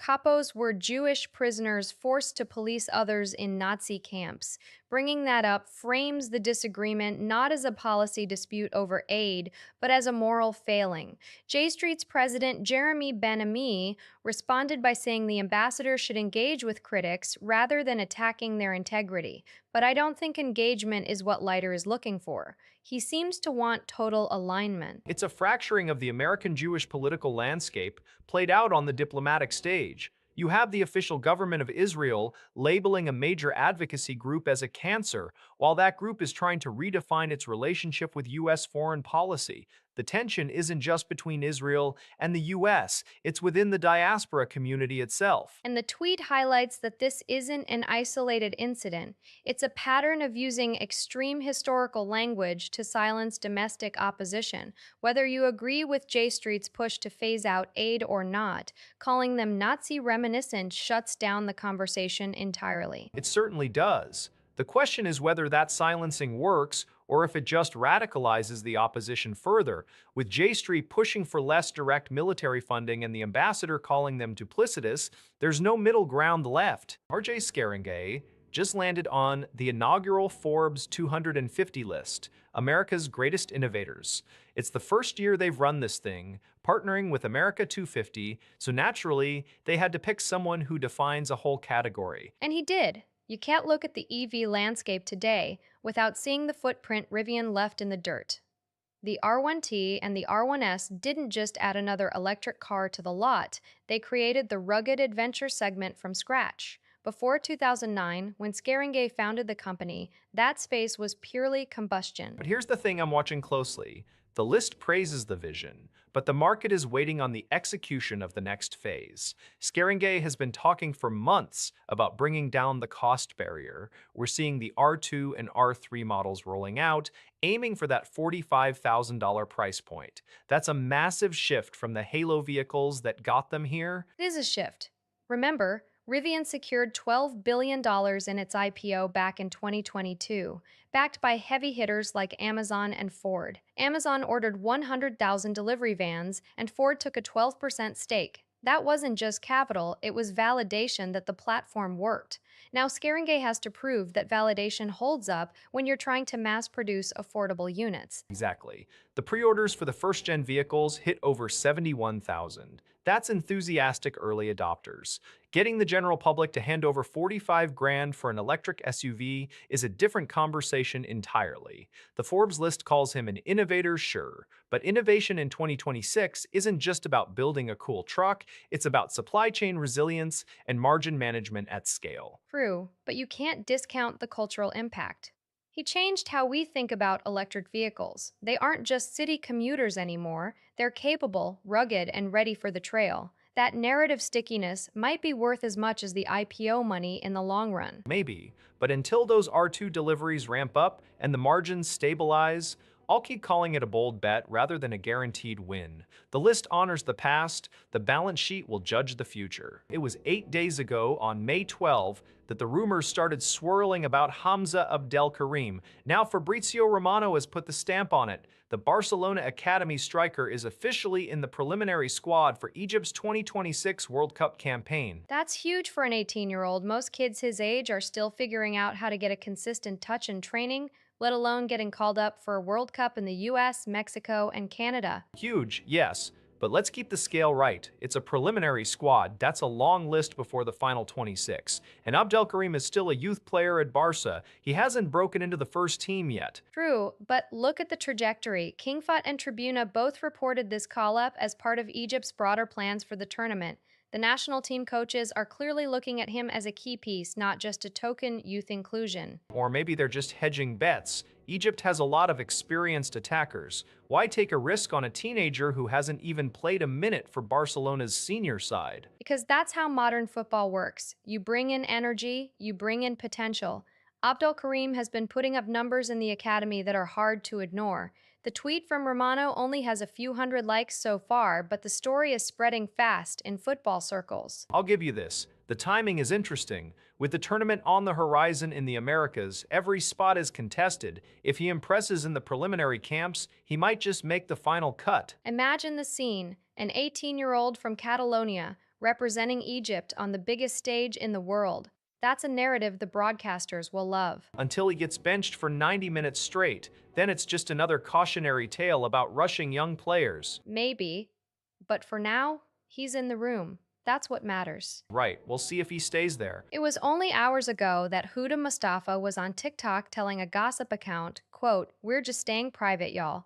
Now, TMZ has an exclusive saying she and Louis Russell have broken up. The joint statement says they mutually decided to part ways for the time being. That timeline is incredibly tight. 1 minute they are downplaying rumors, The next they are officially separated, it feels less like a mutual decision and more like a damage control pivot, especially given the context of the last few months. Right, because you can't ignore the legal drama that led here. In March, Louis' ex, Nicole Oliveira, got a temporary restraining order against Huda. The allegations were serious threats and breaking into her apartment building. That has to cast a shadow over any relationship. It casts more than a shadow, it likely caused the foundation to crack. Louis filed for custody of his 1-year-old son, Luca, back in April, presumably in response to that tension, but then on April 28, he dropped the case. That surrender seems to be the precursor to this breakup. So the narrative here is that with the custody battle over, the couple that formed to weather the storm has dissolved. Huda is focusing on motherhood and her music career, while Louis is focusing on fatherhood. They've been dating since July 2025, so this was a relationship built during a very public period of their lives. I'm skeptical of the mutual language. Usually, when one partner drops a legal fight involving the other partner's partner, the trust is gone. Louis stepping back from the custody dispute might have been the final straw for Huda, or vice versa. It's hard to mutually part ways when one side has effectively retreated from the conflict. Or perhaps the retreat was exactly what they both needed. The restraining order allegations, the custody filings, the constant media scrutiny, it's exhausting. Maybe they realized that continuing the relationship was keeping the drama alive. Maybe. But the speed of the turnaround from staying private to it's over suggests this wasn't a calm, long overdue conversation. It looks reactive. It definitely reads that way. The TikTok denial feels like it was recorded before the final decision was made, or maybe it was a last ditch effort to keep things together that failed within hours. Either way, the drama isn't over. The restraining order is still on record. The custody case is dropped, but the personal fallout is just starting to play out publicly. You wonder if this changes how she approaches her next reality TV appearance. The stakes feel higher now that her personal life is so entangled with legal issues. High stakes are good for ratings, bad for peace of mind. So, Harry Dunn and Daniel Hodges just filed a federal lawsuit this morning. The two officers who were on the ground defending the Capitol on January 6, 2021. Exactly. They're suing to stop the creation of President Trump's new $1.7 billion anti-weaponization fund.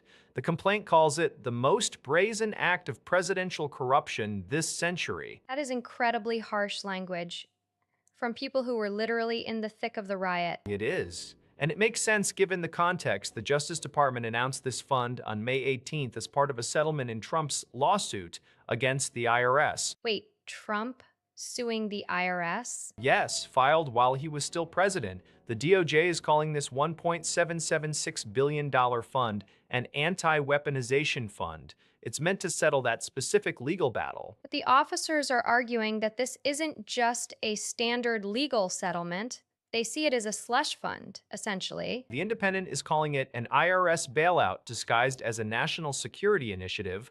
The officers, Dunn from the U.S. Capitol Police and Hodges from the Metropolitan Police, are arguing that using taxpayer money to settle a president's personal legal disputes against a federal agency is a breach of duty. It's a fascinating legal theory. You're not just saying the policy is bad, you're saying the mechanism of creating the fund is corrupt. Right. They're trying to block the fund itself, not just the spending. And with nearly $2 billion on the table, the stakes are massive. I wonder how the courts will view this standing of these officers. Are they directly harmed by the fund's creation? That's the billion-dollar question. The DOJ insists this is about preventing the weaponization of government agencies. The officers say it's about protecting the integrity of the institutions they swore to defend. It feels like a clash of narratives. One side says it's a necessary check on power. The other says it's the ultimate abuse of it. And it's happening in real time. The lawsuit was filed today, just 2 days after the fund was announced. You think this gets fast-tracked? Given the political heat, probably.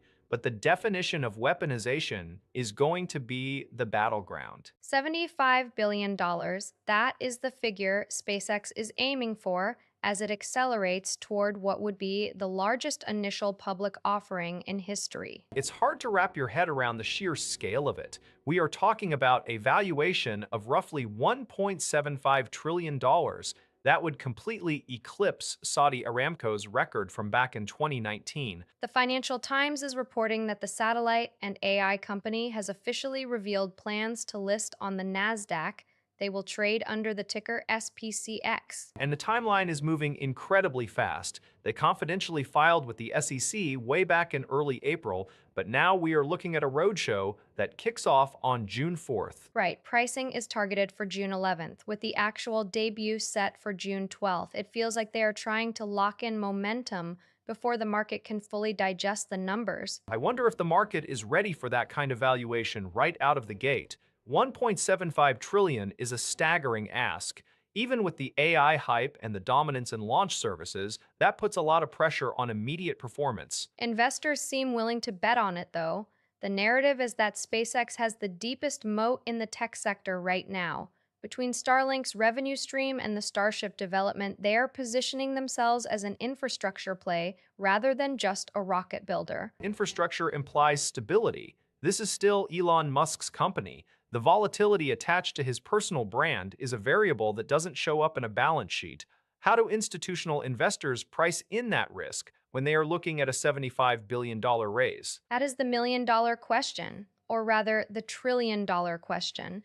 If the roadshow starts on June 4th, we are going to see a flood of analyst notes in the next week trying to justify the premium. Let's see if the street agrees with the 1.75 trillion tag. If they discount it, the whole narrative shifts overnight. The filing was confidential, but the target is now public. The clock is ticking toward June. Just don't expect a quiet summer in the markets. Whistles blown in Istanbul, and Aston Villa are Europa League champions. 3-0 against Freiburg, and the 30-year wait is finally over. 30 years. That's a generation of fans who never saw a trophy ceremony at Villa Park. The last time they lifted anything major was the League Cup in '96. This feels different though. This is European glory. It really is. They haven't won a European title since the European Cup in '82. The scoreline was comfortable 3-0, but you could feel the tension in Beşiktaş Park before the goals started landing. Yuri Tillemans got it started, then Emiliano Buendia and Morgan Rogers sealed it. Morgan Rogers? That's the kid they've been talking about all season. He looked huge out there. But let's be honest, the story here is Unai Emery. 5 Europa League titles now. He's basically the king of this competition. 5 is insane. He took Sevilla to 3 consecutive wins back in 14, 15, and 16, then added Villarreal and now Villa. He's built a reputation for turning mid-table sides into European contenders. He's a mechanic. You hand him a squad and he tunes the engine until it wins on Tuesdays and Thursdays. I'll give him that. But credit to Villa for actually finishing the job. So many teams get to the final and crumble. They didn't. They dominated Freiburg. It's going to change the atmosphere around the club entirely. John McGinn said he wanted them to become legends. After today, that's not just a slogan anymore. They've got hardware to show for it. And Emery's got another shiny object for his shelf. I wonder if he's already looking at next season's challenge, or if he's just going to enjoy the confetti for a day. Probably both. The fans won't care. They just want to see the trophy lifted. Yeah, let them have their moment. It's been a long 30 years. 5. Unai Emery has won the Europa League 5 times. That is not just a record, it is a monopoly. It really is. You look at the history of the competition, and you see managers winning it twice, maybe 3 times if they have a decade of perfect luck. Emery has done it 5. It feels less like a sporting achievement and more like he owns the rights to the trophy. And today was the latest chapter. Aston Villa beat SC Freiburg 3. It was a clean, decisive performance at Beşiktaş Park. No drama, no penalties, just Emery executing another final like he dozen times. The scoreline tells you everything. 3-0 against a German side known for discipline. That's not a fluke. That's a system. I wonder if there's a ceiling to this. Can he win it 6 times? At some point, the narrative shifts from he's a great coach to the competition is rigged for him. That's a harsh take, but you can't ignore the stats. For Aston Villa, this is massive. They ended a 44-year European trophy drought. Their last continental honor was in the early 80s. To bring a major European cup back to Birmingham after 4.5 decades That's what fans dream about. True. For the club, it's historic. For Emery, it's just Tuesday. He's already looking past it. The tweet from his old club, Leganés, is congratulating him, which is nice, but Emery doesn't stay anywhere long enough to get comfortable. He wins, he leaves, he repeats. It's the mercenary model perfected. You go where you can win, you move on. But you have to admit, the sheer volume of success is staggering. 5 titles in a competition was supposed to be the second tier. He's turned it into the main event for himself. I guess the question now is who can stop him, or if anyone even tries. With Villa's form right now and Emery's tactical adjustments, it feels like he's figured out the code to European knockout football better than anyone else. Maybe that's why he's never called himself the king of the competition. He knows the job isn't done until the next one. Until the next one. Right. The irony here is thick enough to cut with a pair of shears. Everlane, the brand that literally built its entire identity on being the anti-fast fashion alternative, is reportedly being swallowed by Shein. I saw the reports from Puck and the information on Tuesday. It's a $100 million acquisition from L. Catterton, and yes, the customer backlash is instantaneous. People are calling it a betrayal of the radical transparency promise. It's not just a PR hit, it's a financial capitulation. Everlane was carrying roughly $90 million in debt. Common shareholders are getting nothing. This looks less like a strategic partnership and more like a rescue mission for a brand that couldn't survive the post-pandemic demand shift. But the optics are terrible. You had a company founded in 2011 on ethical sourcing and minimalist basics, now landing in the lap of a competitor valued at roughly $100 billion that has faced repeated allegations of forced labor and design theft. That's the core of the outrage. Shein is the definition of the opaque, hyper-fast supply chain Everlane claimed to dismantle. How do you reconcile selling your soul to the very entity you were trying to out-ethic? You don't, unless the alternative was total collapse. The market for sustainable, mid-priced basics got crowded. Everlane struggled to keep up with both the cheap end and the luxury end. But this proves the limits of that sustainability-led model. If you can't monetize your ethics at scale, you eventually sell out to the people who ignore them entirely. Neither company has commented publicly yet, but the silence is loud. It's a stark warning for the whole direct-to-consumer sector. You can build a cult following on values, but if the unit economics don't work, you're just a target for the giants. Exactly. Shein isn't just buying a brand, they're buying a narrative. They're trying to launder their image by attaching themselves to the most famous ethical label in recent memory. And customers are seeing right through it.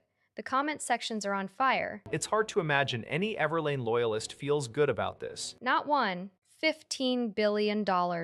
That is the number SpaceX just put on the table for developing Starship. It came out in their confidential IPO registration filing, and honestly, the scale of it is staggering. Staggering is one word for it. I'd call it audacious. Think about what that compares to. The Falcon 9, the workhorse that got them into the game, cost roughly $400 million to develop. This new rocket is eating $15,000 million. It is not an incremental upgrade, it is a complete rewrite of the physics of getting off the planet. But they are not just burning cash for the sake of it.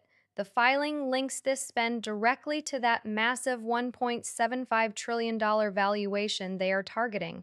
They are trying to convince investors that rocketry can look like an airline schedule. Frequent, reliable, routine launches. That is the pitch, sure, airline-like cadence. But you have to look at the runway. They are sitting on Starbase in South Texas, prepping the V3 prototype for its first test since October last year. That is a long gap. And remember, NASA has already handed them at least $3 billion under the Artemis program for the lunar lander. So a chunk of that $15 billion is effectively taxpayer-backed risk mitigation. It is a partnership, though. NASA needs that heavy lift capability for the moon missions. The question is whether the private capital side can sustain that burn rate before the IPO actually happens. If they miss the valuation target, that $15 billion becomes a very heavy anchor. Exactly. You cannot just wish for a trillion-dollar valuation. You need the flights to prove the model. If the V3 fails, or if the cadence slips, the math gets very ugly very fast. It is a bet that the future of space travel is industrial, not exploratory. Which is why the Starbase facility is basically a factory now. They are manufacturing as fast as they can launch. It is a different kind of pressure cooker than we have seen before. It is a pressure cooker with a $15 billion price tag. One cracked tile and the whole thing implodes. I am curious to see how the market reacts when the actual launch dates start slipping, because history says they will. History also says SpaceX tends to ignore the timeline anyway. 6,200 contracts. That's the number of Brent Texas Intermediate futures that changed hands in exactly 2 minutes. 2 minutes? That's incredibly tight timing. It is. And it happened on March 23, right before President Trump posted on Truth Social that he was delaying strikes on Iranian energy infrastructure. Oil prices tumbled immediately after. The Wall Street Journal is reporting now that the Commodity Futures Trading Commission is parsing those records. So the CFTC is looking at whether someone knew the policy shift was coming before the public did. Exactly. The probe, which the commission confirmed back on April 15, isn't just about that one day. There's a second incident on April 7. Traders placed roughly $950 million worth of bets on falling oil prices just hours before Trump announced a 2-week ceasefire with Iran. That's a massive notional value, 580 million for the March trades, nearly a billion for the April ones. If these weren't lucky guesses, someone had inside information. The sources say the trades were placed on platforms run by CME Group and Intercontinental Exchange. The CFTC has reportedly requested Tag 50 identifiers, Which basically means they want to know exactly who executed those trades and which entities they represent. Right, it's a classic market manipulation question. Did someone get wind of the Iran pivot before the social media post? Or is this just aggressive, albeit risky trading? But the timing is just too clean. Two separate major policy announcements, both followed by huge short positions on oil, both placed minutes or hours before the news broke. It's hard to argue with that pattern. The Senate Banking Committee has also weighed in, sending a letter to the commission. Which suggests this isn't just a routine compliance check. No, it's a full investigation, and if they find that these trades were based on non-public information from the White House, the fallout could be significant. Especially given the volatility in the energy sector right now. It certainly raises questions about how policy decisions are being communicated and who has access to that timeline. The White House is circulating readouts of an AI executive order right now. It could land as soon as Thursday, May 21. That's incredibly fast. We're talking about a draft that's hitting industry officials today, May 20, with a potential signing just 24 hours later. Speed is the point here. The administration isn't waiting for a lengthy legislative process. Politico reports they've been sharing these readouts with industry insiders, which means the tech sector is already reacting to the specifics. And the specifics seem to focus heavily on security. The Verge and TechMeme are noting that the order likely addresses advanced AI security risks. There's talk of barring certain companies from accessing sensitive government infrastructure if they can't meet new safety standards. It's a blunt instrument. By using an executive order, the president sidesteps Congress entirely. But I'm curious about the internal friction. Axios reported earlier that this action had stalled due to White House infighting. How did they reconcile those differences in such a short window? That's the million-dollar question. One day it's stalled, the next it's being distributed to lobbyists and CEOs. It suggests a compromise was struck, or perhaps one faction simply overruled the other. The economic advisors seem to be pushing hard for that. Boosting AI security is crucial for economic competitiveness. Security is a broad term, though. Does it mean preventing model theft, stopping hallucinations, or is it about data privacy? The readouts don't give us the full text, just the outline. Exactly. We're seeing the skeleton, not the muscle. But the fact that industry officials are getting the readouts means they're lobbying hard right now. If there are clauses that hurt their business models, they have 24 hours to make their case before Thursday. It's a pressure cooker. Imagine the phone lines in Silicon Valley this evening. Every major lab is probably calling their DC contacts trying to parse what tighter controls actually looks like in practice. And if it doesn't land Thursday? Then we know the infighting wasn't really resolved. But for now, The clock is ticking. Thomas Massey is gone. That's the headline coming out of Kentucky this morning. 7 terms in Congress, and he just lost his primary yesterday to Ed Galrain. It's a huge shift. Massey was this rare libertarian holdout in the House, the guy who actually voted against his own party leadership on budget issues. He'd survived Trump's wrath before. Remember 2020? He beat that Trump backed candidate by 62 points. Yeah, but the math was totally different this time. This wasn't just a tweet from the president calling him a complete and total disaster. Trump actually campaigned in the district. And the money? It was the most expensive House primary in the nation. We're talking over $5 million poured in by outside groups led by the Republican Jewish Coalition and a bunch of GOP mega donors. It feels like the message is pretty clear for the rest of the party. The Economist put it bluntly. Most Republicans have calculated that fealty to the president is necessary for their political survival. Massey wasn't one of them. He stood his ground, and it cost him. I don't think stood his ground is quite the right framing when you're facing a coordinated machine that spent millions to label you a moron and a loser, but you're right about the signal. With the GOP holding such a narrow majority in the House, Massey's lone dissent used to carry outsized influence. Now that leverage is gone, Galrain takes the seat, and he's handpicked by Trump. It's almost surreal to think about how the dynamics changed in just 4 years. In 2020, voters shrugged off the president's attacks. Now, they seem to be aligning perfectly with his endorsements. It suggests the primary electorate has consolidated around the MAGA base in a way we haven't really seen before. Or maybe it's just that when the president shows up and the donors write the checks, independent streaks get priced out. Massey thought being hated by Trump was worth it.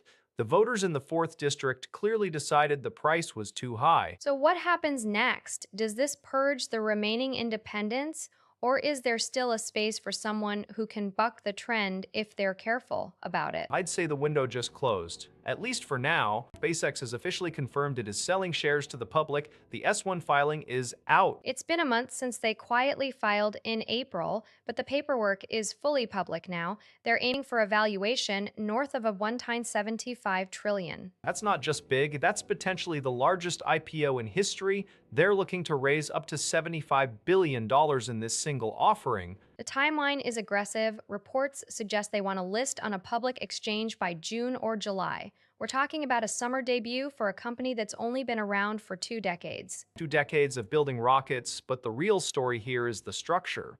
Remember the merger? SpaceX merged with Elon Musk's AI firm xAI back in February. Right, so you're not just buying into a rocket company, you're buying into the combined aerospace and artificial intelligence entity. That's what's driving the valuation skyward. And it's going to make Musk the world's first trillionaire. He owns 42% of the company, according to PitchBook. If the $1.75 trillion mark holds, his personal stake crosses that psychological barrier immediately. It's a massive liquidity event for early investors too, but for the average person trying to buy a share, $75 billion raised in one go means the float might be tight. Or it means the market is ready for a monster.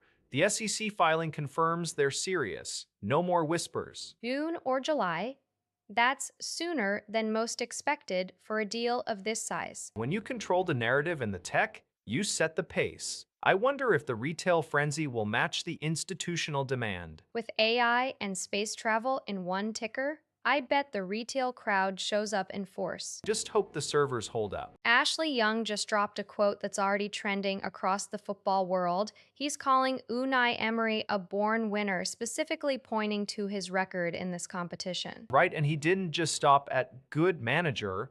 Young actually put Emery's name in the same bracket as Carlo Ancelotti and Jose Mourinho. That's a pretty heavy lift for a manager who's largely defined by the Europa League. It's not without merit, though. Emery has won the Europa League 4 times, 3 with Sevilla and 1 with Villa. He's chasing a fifth crown now, which would be a record. The final is against SC Freiburg in Istanbul tomorrow, May 21st. But here's the thing, Emery himself is pushing back on that Euro King label. In recent interviews, he's rejected the tag, insisting he's no specialist, just a winner. It's interesting that Young, a veteran leader in the dressing room, is so vocal about it, while Emery stays humble. Young has been a key figure under Emery's tenure. He's the one bridging the gap between the manager's tactical demands and the squad's spirit. And remember, this run has qualified Aston Villa for the Champions League. Young said Emery put the club back into Europe's elite stage. True, but let's not forget the context. This is Aston Villa's first major trophy hunt in 30 years. The pressure in Istanbul tomorrow isn't just about Emery's stats, it's about ending a three-decade drought for the fans. Exactly. The stakes are higher than any individual manager's trophy cabinet. If they win, Emery's legacy shifts from Europa League specialist to the man who broke the curse. And if they lose, well, the born winner narrative gets a bit more complicated, especially against a Freiburg side that's been playing fearless football all season. It's a final, though. Anything can happen in 90 minutes in Istanbul. The atmosphere alone is going to be electric. Sure, but you can't ignore the tactical battle, Emery's structure against Freiburg's intensity. It's not just about heart, it's about execution. Which is why Young's confidence matters.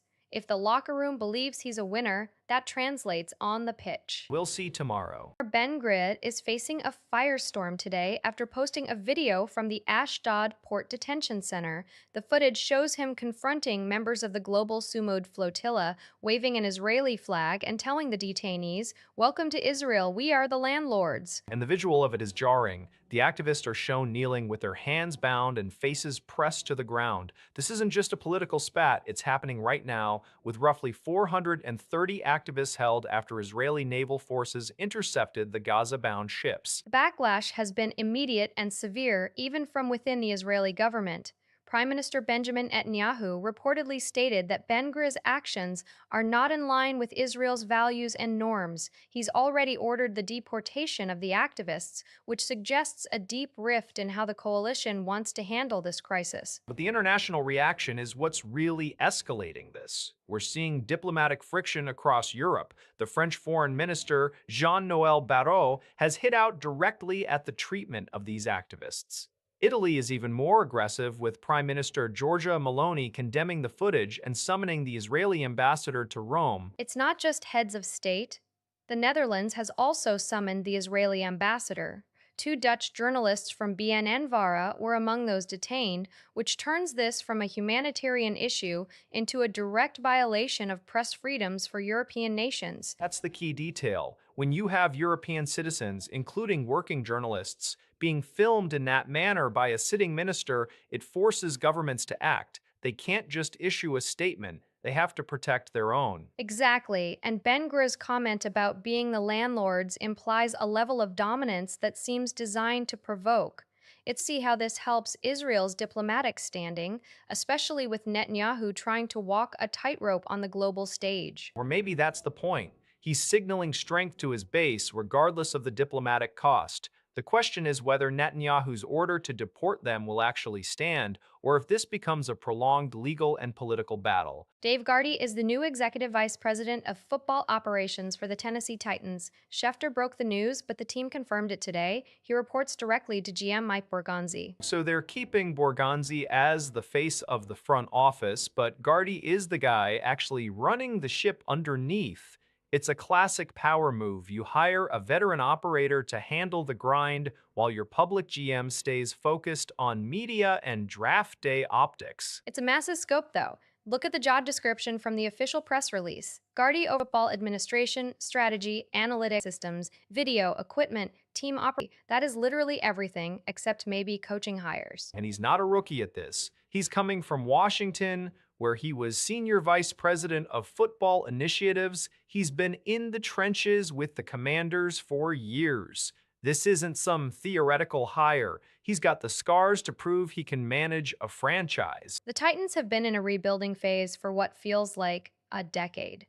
Bringing in someone with Gardy's administrative background suggests they're trying to professionalize the back end. Analytics and information systems are right there at the top of his responsibilities. That's a signal they want data driven decisions, not just gut feelings. Or it's a signal that Borgonzi needed a lieutenant. Managing a modern NFL franchise is too much for one person. If Borgonzi is spending half his time explaining why they traded for a quarterback, who's watching the cap details? Gardy is there to catch the loose ends. It's interesting that they went with an internal NFL hire rather than bringing in an outsider from tech or business. Gardy knows the league's specific headaches. The CBA, the salary cap, the collective bargaining nuances, he's navigated them all. True, but does he know how to win? Washington's front office has had its share of ups and downs. The Titans are betting that his operational efficiency will translate to better player evaluation and roster construction. It's a safe bet, but is it a bold one? In Nashville, safe might be exactly what they need right now. They need stability. Gardy provides structure. The question is whether structure alone can fix a team that's been stuck in mediocrity. Structure is the floor, not the ceiling.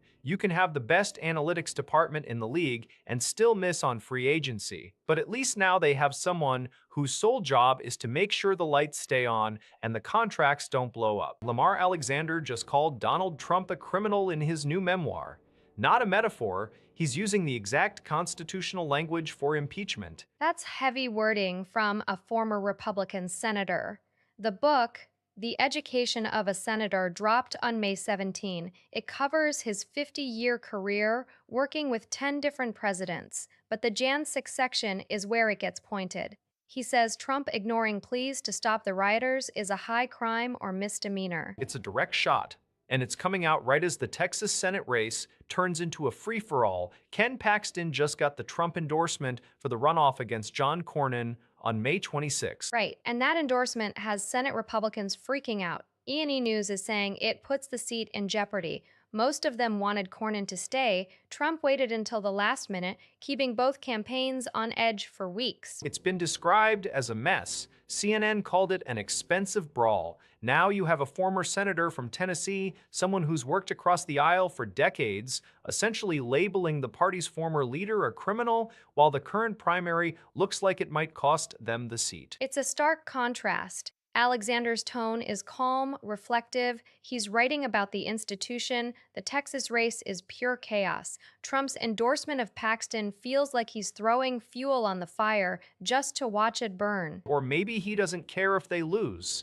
That's the fear. If Paxton wins, you have a senator who's been indicted multiple times. If Cornyn wins, it's without Trump's full backing. Either way, the party is fractured. Alexander interviewed Caitlin Collins about all this. He talks about the DOJ fund, the state of the Senate, and why he felt he had to write this now. Because the alternative was silence. And after Jan 6, silence started to feel like complicity for some. Do you think this changes how moderate Republicans view the endorsement? It's too late for the runoff. The primary is May 26. 90%. That's the interception rate the UAE just posted against the Iranian missile barrage earlier this year. It wasn't just luck, it was layered defense. It was decades of planning paying off in real time. People forget that while the region was burning, Abu Dhabi was quietly building Edge Group. Now that state-owned firm is supplying 70% of its orders to foreign clients, they aren't just defending their own airspace anymore, they're exporting the tech. Which ties directly into that economic shift. You look at the numbers, and the story is less about oil and more about sovereign wealth.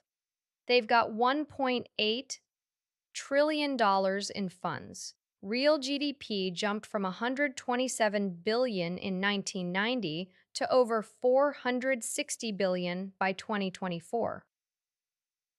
That kind of buffer changes how you react to a crisis. Exactly, and they made a bold last year, leaving OPEC entirely. They didn't want to be tethered to collective production quotas. Now they're setting their own path, targeting 5 million barrels a day by 2027. It's a controlled exit from dependency, not a retreat. Even with the security crisis escalating, foreign trade hit $1 trillion in 2025.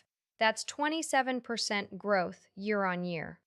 The market didn't panic. Because the resilience wasn't an afterthought. The Ministry of Defense said it clearly after that 40-day test. It's resilience, not just firepower, that defines their strength. They built the air defense systems and the economic diversity in parallel. One protected the other. It's a stark contrast to the volatility surrounding them.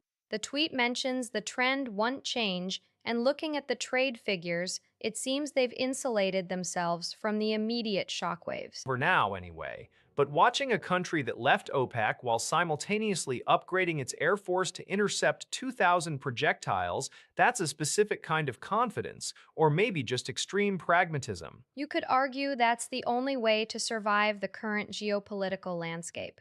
Build your own shields, both economic and military. And sell the shields to everyone else. Edge Group is already doing that. The question is whether the rest of the region can keep up with that level of self-reliance. It's certainly a model that's catching eyes. With trade up that significantly, the message is loud. Just wait until the next quarter's reports. Aaron Murdy was sentenced today, 20 years to life. It's a number that tries to quantifiable, isn't it? It tries to, but I wonder if it ever lands right for the families left behind. The sentencing happened just now in Brooklyn, closing a legal chapter on a tragedy that's haunted that community for years. It was September 2022 when it happened. 3 children, Zachary, 7, Liliana, 4, and baby Oliver, just 3 months old. Murdy took them to the beach near West 35th Street in Coney Island and drowned them. The detail that sticks with me is the timeline. She pleaded guilty back in March. So this sentence, delivered today, May 20th, 2026, is the final verdict after she admitted to 3 counts of first-degree murder. She didn't fight it. That admission must have been a relief for the court, in a way, but it doesn't undo the horror. The judge handed down 20 years to life. That means she could be released in 2 decades, or she could remain in prison until she dies. 2 decades for 3 lives. I know the legal system works on statutes and guidelines, but hearing 20 years for a child like Oliver, who didn't even have a first birthday yet, feels hollow. It's a bureaucratic answer to a human void. The families of Zachary, Liliana, and Oliver were there. They probably heard that number and felt nothing but the weight of the next 40, 50, 60 years of their own grief. There's no closure in a sentence, only the continuation of absence. Exactly. And Coney Island is a place of crowds, of noise, of life. To think this happened there in plain sight makes the isolation of that act even more chilling. She walked them to the water. And now the state has her, for 20 years at least. It's a long time, but compared to a lifetime of memories lost, it's a blink. I'm just struggling to find the words that fit the scale of this. Maybe there aren't any. Maybe that's the point. The silence after the gavel falls is the loudest part. King Charles III has a new accessory: seagull droppings. On his suit jacket, this morning in Newcastle, County Down. It happened as he was leaving a food bank project right in front of the press. Witnesses say he handled it with his usual stoicism. He actually joked about it. What did he say? Well, it didn't land on my head. That's a darkly royal kind of humor. Did he stop the walkabout? No. An aide offered him an overcoat to cover the stain, but he declined. He just kept walking. He walked through the crowd with bird poop on his lapel. That's a power move, or a health code violation. Locals are spinning it positively. A witness named Irene Marting told reporters that being hit by a seagull is supposed to bring good luck. So it's a lucky day for the monarchy? Apparently. The king seems to think so. He stayed in good spirits. Queen Camilla was elsewhere that day over at Royal Hillsborough, so she missed the splash. She missed the drama. This is the 2nd day of his 3-day visit to Northern Ireland. He's making quite the impression. Between this and the leaky pen incident earlier in the trip... The pen that refused to sign the visitor's book? Yes, he was visibly frustrated with that. "I can't bear this bloody thing," he said. Now he's getting rained on by birds. It feels like the universe is testing his patience.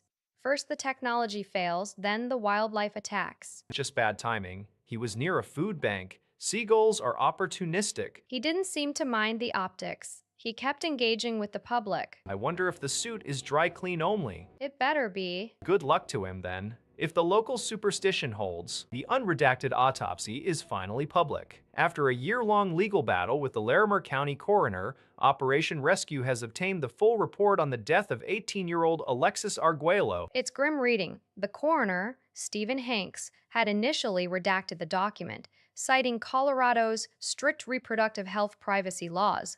But now the cause of death is confirmed as disseminated intravascular coagulation triggered by an amniotic fluid embolism.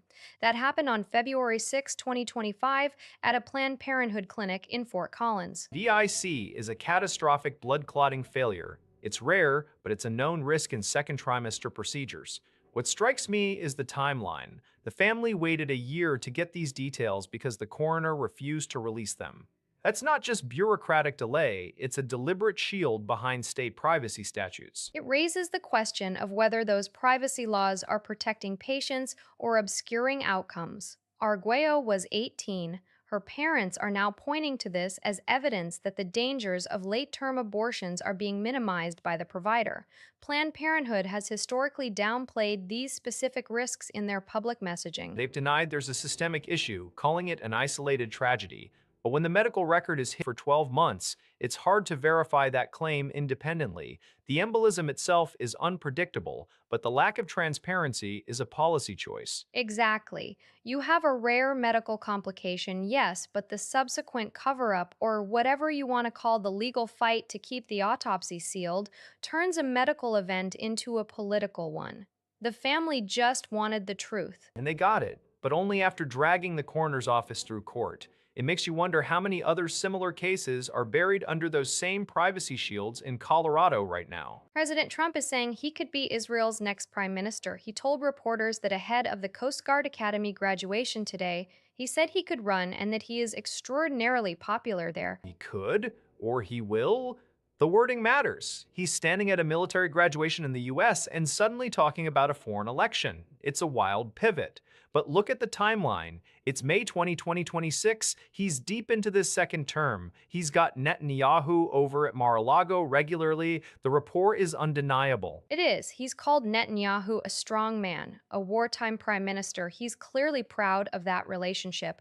Remember the embassy move to Jerusalem? That's a huge legacy point for him. He's probably looking at the Israeli political scene, which seems to be stuck in some kind of loop, and thinking his brand fits the vacuum. The vacuum isn't the point. The legal hurdle is the point. Israeli law requires the prime minister to be a citizen of Israel. Trump holds only U.S. citizenship. He can't just apply. He'd have to renounce his U.S. citizenship or dualize it, which is a massive constitutional and political minefield for a sitting U.S. president. Does he know that? Or does he think his popularity overrides the statute book?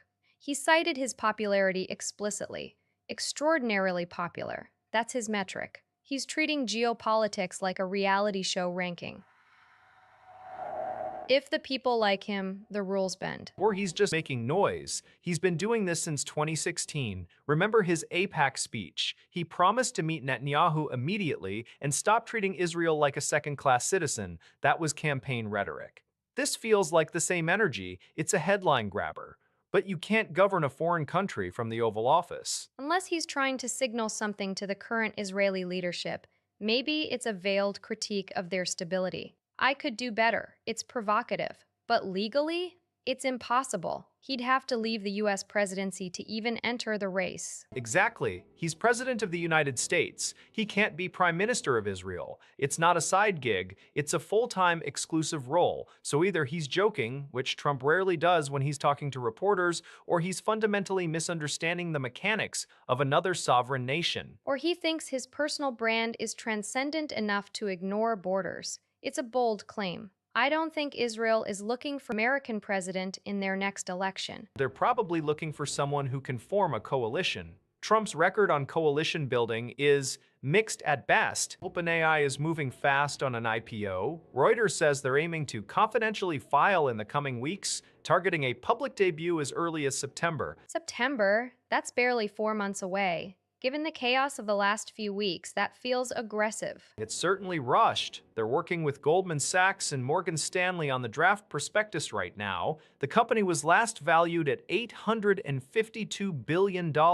And this comes just 2 days after they fended off that existential court challenge from Elon Musk. He was demanding up to $134 billion from both OpenAI and Microsoft. Exactly, the legal smoke hasn't even cleared. You've got a company that raised $122 billion earlier this year, revised its product roadmap twice amid pressure from Google and Anthropic, and now wants to hit the public markets before the year is out. It's a strange timing. Usually, you clean house before you go public, but maybe they're trying to lock in the valuation before things get messier. Or they're reacting to the other giant in the room. SpaceX is also confidentially filed for a blockbuster IPO. Right? The one that could value them at up to $1.75 trillion. If that goes through, it dethrones Saudi Aramco as the largest IPO ever. SpaceX is targeting late 2026, so OpenAI might be trying to beat them to the punch, or at least get some airtime before the Musk ecosystem dominates the headlines again. But investors are going to be nervous. You have the Musk lawsuit shadowing them, and you have the question of whether ChatGPT can sustain its growth against competitors. And let's not forget the revenue model. They've been experimenting with ads in ChatGPT, which is a bit jarring for a product that sold itself on privacy and purity. So you have a company fighting for its soul in court, tweaking its core product, and rushing to Wall Street. It's either brilliant execution or a panic move. I'm leaning toward panic, but the market loves a spectacle. If SpaceX follows, we're looking at a record-breaking year for listings. Assuming the regulators let it happen. One animal killed or seriously injured every 30 minutes. That is the average cited in a report just released by Colombia's Special Jurisdiction for Peace. Every 30 minutes? For 9 years straight?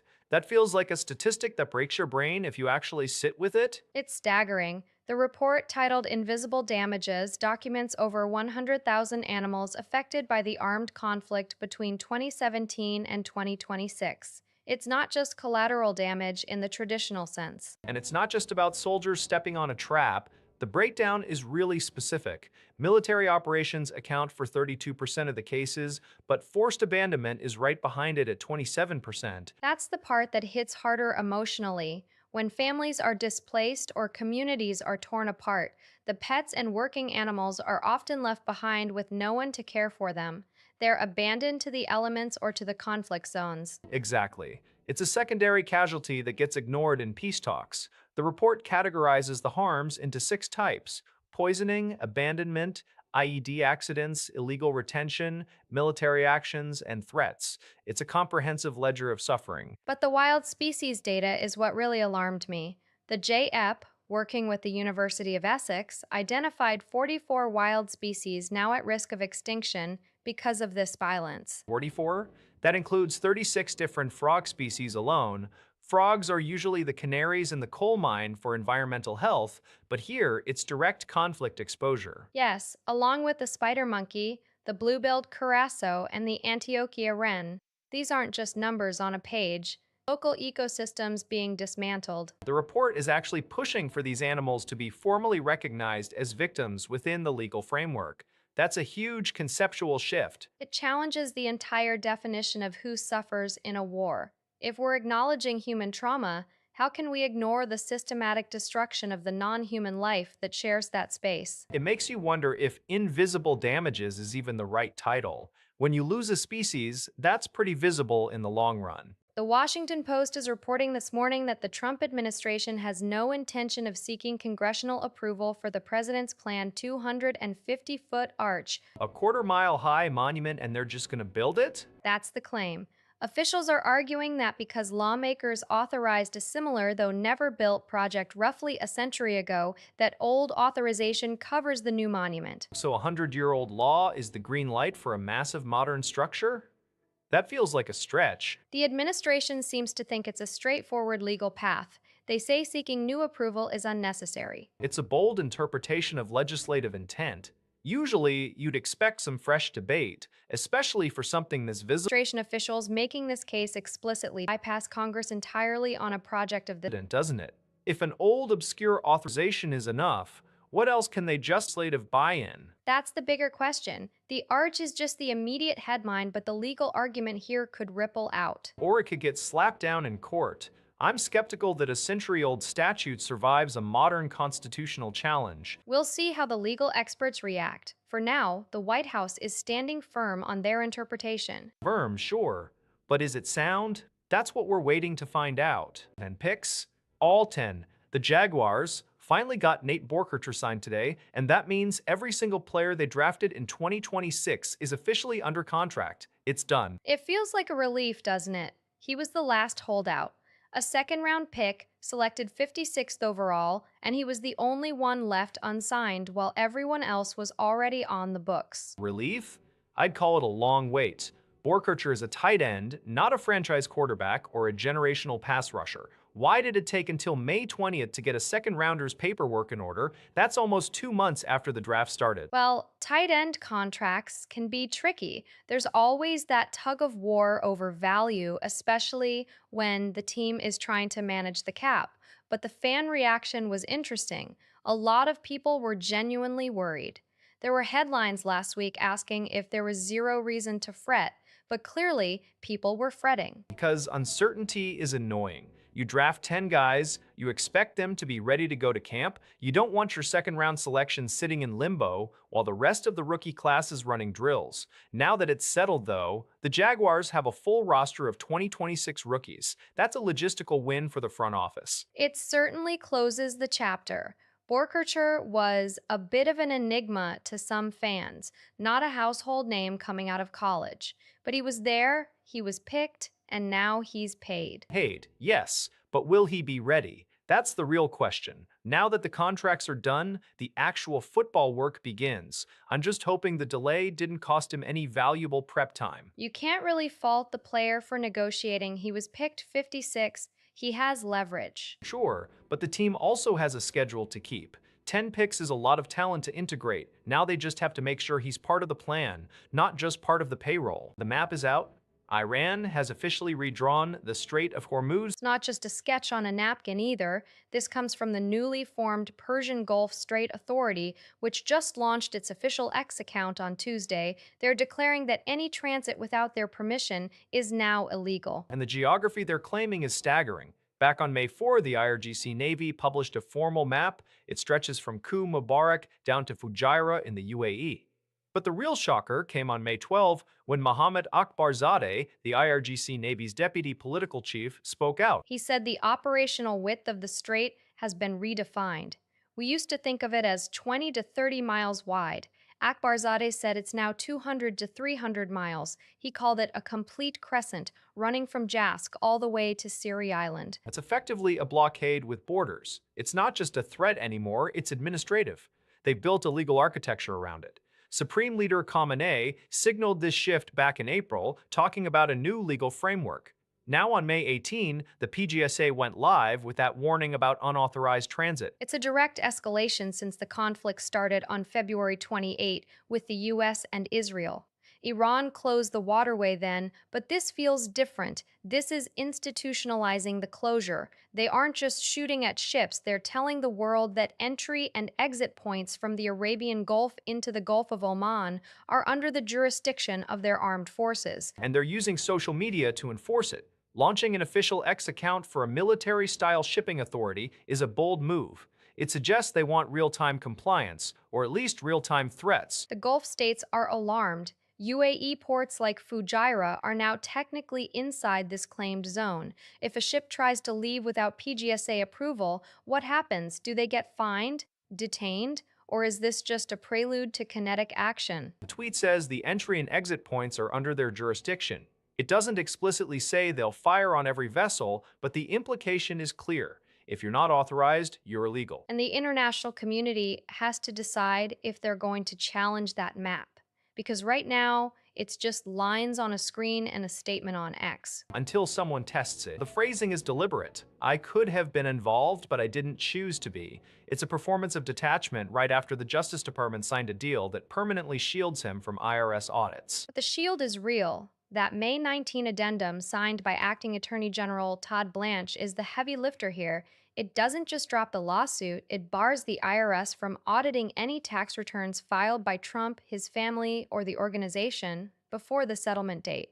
That's a permanent structural change. And he gets a formal apology. No cash to him directly, but the mechanism for payout is entirely in his court. The 1.776 billion anti-weaponization fund is administered by a commission controlled by his appointees. So when he says they made the settlement, who is they? The DOJ? The commission he controls? It's a linguistic dodge.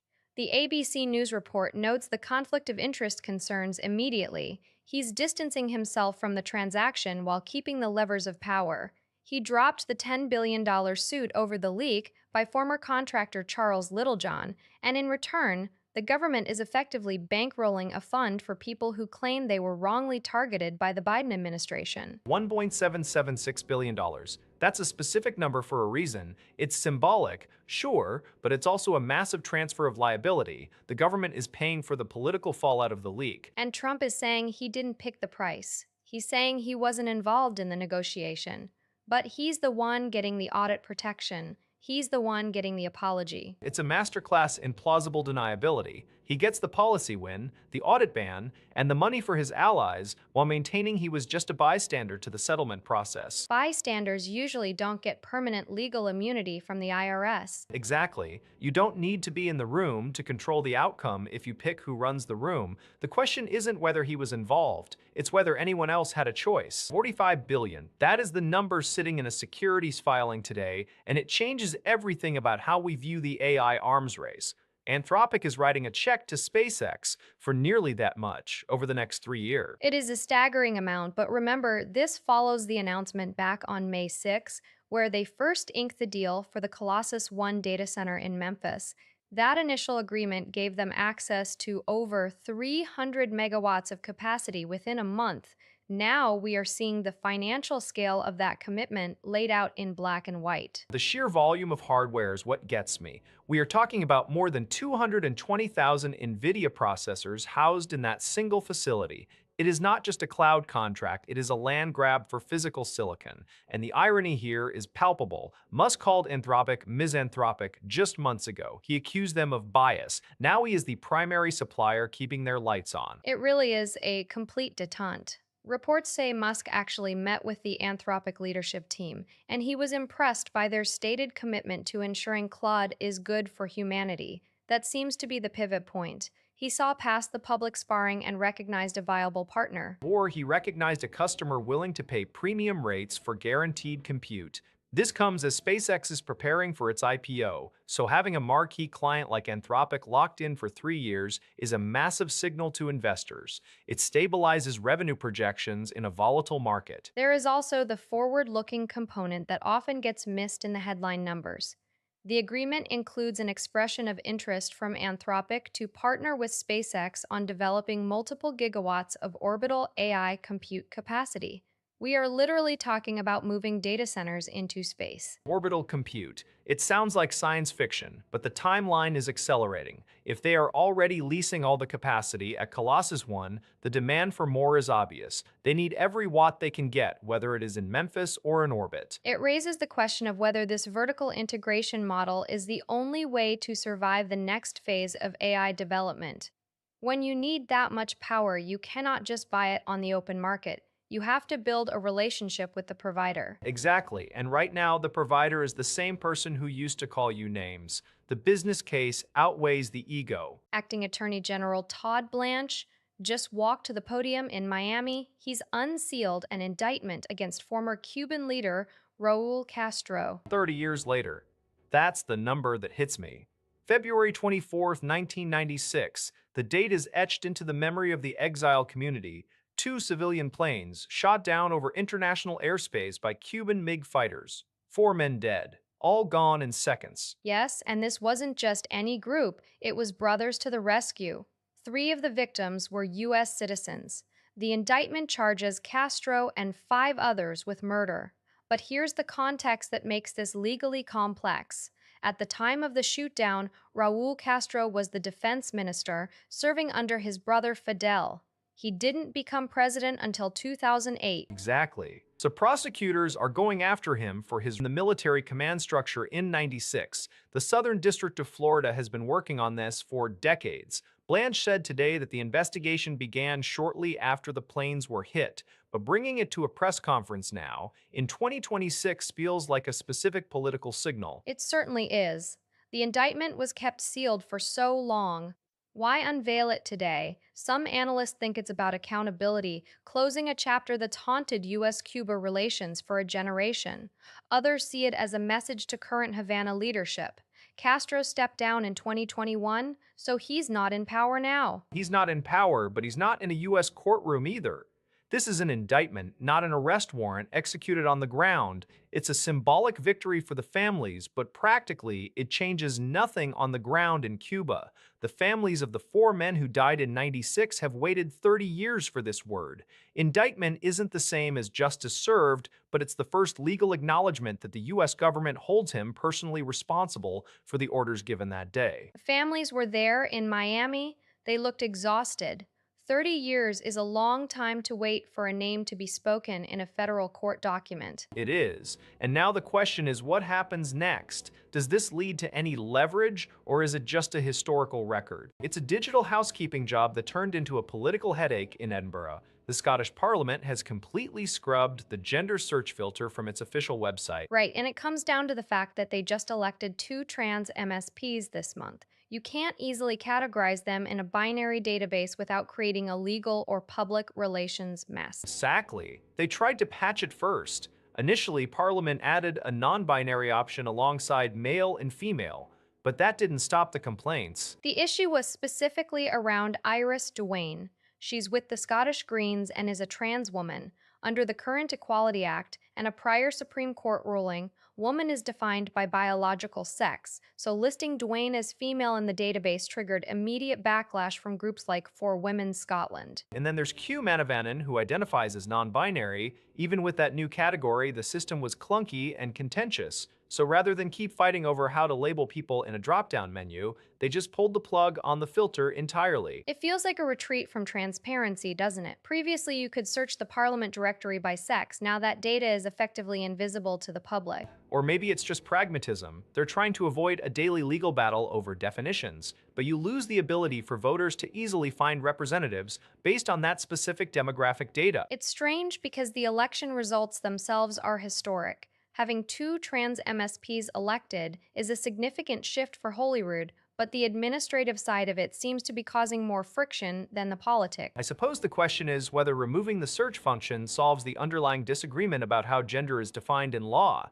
It just hides the conflict behind a 404 error. Which might be the point. If you can't search for it, maybe you don't have to argue about it. Until the next time they need to publish official records. It's a rescue that turned into a disaster, and the irony is almost too sharp to process. A mariner survived a shipwreck on Santa Rosa Island, only for his emergency flares to ignite what is now California's largest active wildfire. That is a terrifying sequence of events. The Coast Guard swimmers pulled him from the rocks on May 16, just after he crashed his sailboat there 5 days ago. He was alive, he was safe, but the very tools meant to save his life, those emergency flares sparked a blaze that's now consumed more than 14,000 acres. And it's not slowing down. The fire remains at 0% containment. What's particularly heartbreaking about this specific fire is where it's spreading. It's reached a rare grove of Torrey pines. Those are among the most endangered pine species in the world, native almost exclusively to that Channel Island ecosystem. So we're looking at a dual tragedy here. On one hand, a 67-year-old sailor survived a wreck that should have been fatal. On the other, the response created an ecological catastrophe on an uninhabited island. Santa Rosa is part of Channel Islands National Park, so there aren't exactly houses to save, but the environmental cost is staggering. Right, and because it's uninhabited, the firefighting approach is different. You don't have evacuation orders for residents, but you do have urgent efforts to protect sensitive habitats. The fire has already burned over 10,000 acres since it started, and now it's pushing past 14,500. It's a grim reminder of how fragile these isolated ecosystems are. One person, one flare, and suddenly you're managing a massive, uncontrollable fire on an island that's already dealing with invasive species and limited resources. The Coast Guard did their job saving the sailor, but the aftermath is going to take years to assess. And the wind patterns off Southern California can be unpredictable. If the gusts pick up, that Torrey pine grove might not stand a chance. It's a sobering end to a rescue mission. Definitely. We'll be watching the containment numbers closely. It was just past 10 in the morning in Vilnius when the phone started vibrating. Not a text from a friend, but a citywide alert telling residents to immediately head to shelter. That's heavy. Lithuanian lawmakers, President Nausėda, Prime Minister Ruginiene, they were all ushered into underground bunkers. The entire Seimas parliament was evacuated. And it wasn't just the politicians. Vilnius airport suspended all flights. Road and rail traffic ground to a halt for a while. The military detected a drone in neighboring Belarus flying toward Lithuanian airspace. But here's the crucial part. The drone never actually crossed the border. The all clear came about an hour later. No breach of sovereignty. Yet NATO scrambled jets as a precaution. That's the reflex now. The proximity is enough to trigger the response protocol. It feels like a stress test. Or maybe just the new normal for NATO's eastern flank. You have a craft hovering right on the edge, close enough to cause panic in the capital, but stopping short of actual incursion. The message sent to mobile phones was blunt: seek shelter now. It's hard to overstate how jarring that is for daily life. You're in the capital, you get the alert, and you're running for a bunker, while politicians do the same. The origin of the craft is still unclear. The brief doesn't confirm who was behind it. It could be a rogue operator, a test of defenses, or something more coordinated. But the reaction was immediate and uniform. An hour of suspended reality, then back to normal. But the question is whether the threshold for alarm is lowering. Every near miss raises the baseline for what we consider a threat. Especially when it's Belarus. The geopolitical tension there is always simmering. A drone in that zone is never just a drone. It's a reminder that the buffer zones are thin and the response times are fast. Fast, yes, but also fragile. One miscalculation, one technical glitch, and that hour-long alert could have been something else entirely. Exactly. The system worked, the shelters were used, the jets were in the air. But the margin for error Is razor thin. The Washington Post is calling it the stench of suspected political interference, and honestly, looking at the timeline, I'm not even sure they're being dramatic. CBS canceled the show in July 2025, citing a purely financial decision in a challenging backdrop. But you can't ignore that this happened right as Paramount Global was scrambling for FCC approval on that Skydance merger. It's a convenient narrative, isn't it? The network needed to trim fat for the merger, so they cut the highest profile late night host in America, but fans aren't buying the purely financial line. They see the timing under the current administration and assume the hand of the White House was involved. It's hard to blame them for connecting those dots when the optics are this bad. The optics are terrible because Colbert was the last true anchor of that classic late-night format. We're past the point of just losing a show, we're watching the collapse of the entire genre. If CBS can kill the flagship show to satisfy corporate restructuring goals, what does that say about the future of Jimmy Fallon or Seth Meyers? The model is broken. That's the bigger story here. It's not just about Stephen Colbert walking away in May 2026. It's about whether late night TV, as we've known it for decades, is even viable anymore. The Post notes that this conclusion comes at a moment of seismic changes for the format. Ad revenue is down, streaming is cannibalizing audiences, and now corporate consolidation is treating these shows like line items to be deleted. And let's not forget the FCC angle. The merger required approval under the Trump administration. If there's even a whisper of political pressure influencing which voices get airtime and which get silenced, the financial decision excuse rings hollow. It feels less like a business move and more like a cultural purge. Or maybe it's just the brutal reality of modern media economics. Colbert was a legacy star in a digital world. CBS didn't just lose a host, they lost a brand. The question is, will anyone else step into that void, or is the era of the monologue over? I doubt the void gets filled. I think it just gets quiet. Elon Musk just dropped a statement saying SpaceX is offering AI compute as a service at significant scale, pointing to the recent other companies to do the same, And over time, data centers, they expect to serve AI at extremely high levels. It's a bold pivot, isn't it? A couple of weeks ago, on May 6, Anthropic and SpaceX announced that deal granting Anthropic access to all capacity at Colossus 1 in Memphis. That's over 300 megawatts of new capacity.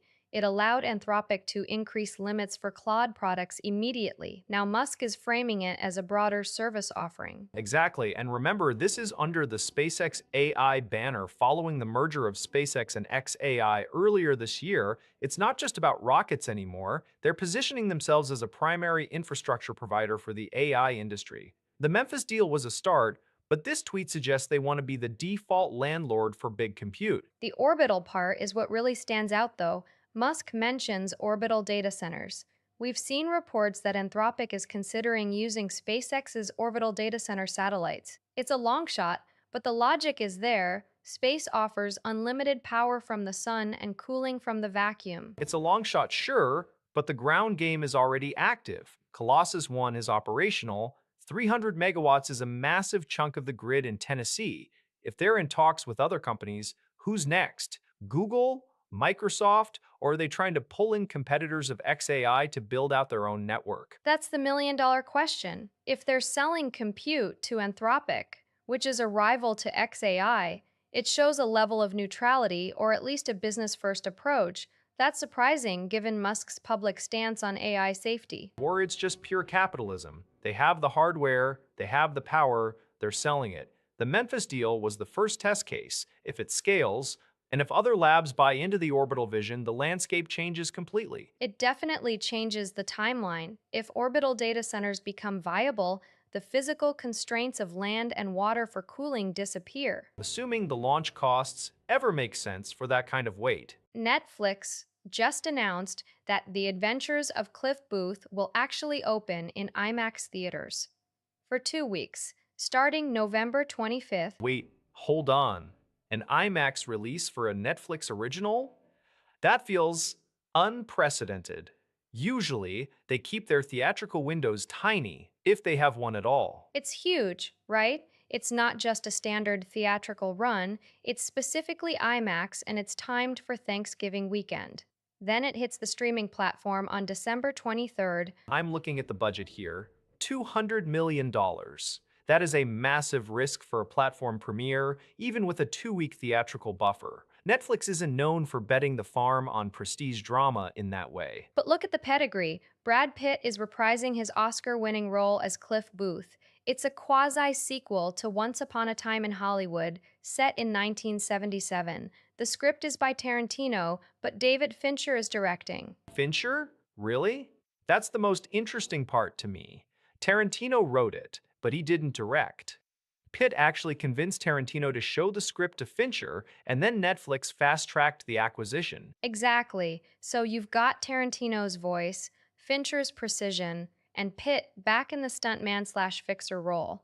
The cast is stacked too. Elizabeth Debicki, Scott Kahn, Carla Gugino, Yahya Abdul-Mateen II, Peter Weller. It's an all-star lineup for a movie that technically won't be on a wide theatrical release. I'm skeptical about the IMAX strategy. Are they trying to legitimize the film as an event to justify the streaming subscription? Maybe, or maybe they know this specific combo, Tarantino script, Fincher direction, Pitt's charm, is rare enough to draw people out of their houses for 2 weeks. Filming wrapped in January 2026, so it's ready to go. If it pulls in big numbers in IMAX, it changes the calculus for future Netflix deals. But 200 million? That's a lot of eggs in one basket. Let's see if the Thanksgiving crowd shows up. Kash Patel's vague references to confidential investigation documents are finally making sense. It's not some secret cache of new intel. It's Volume 2 of the Jack Smith Report. The one that doesn't exist in the public domain. That's the headline here.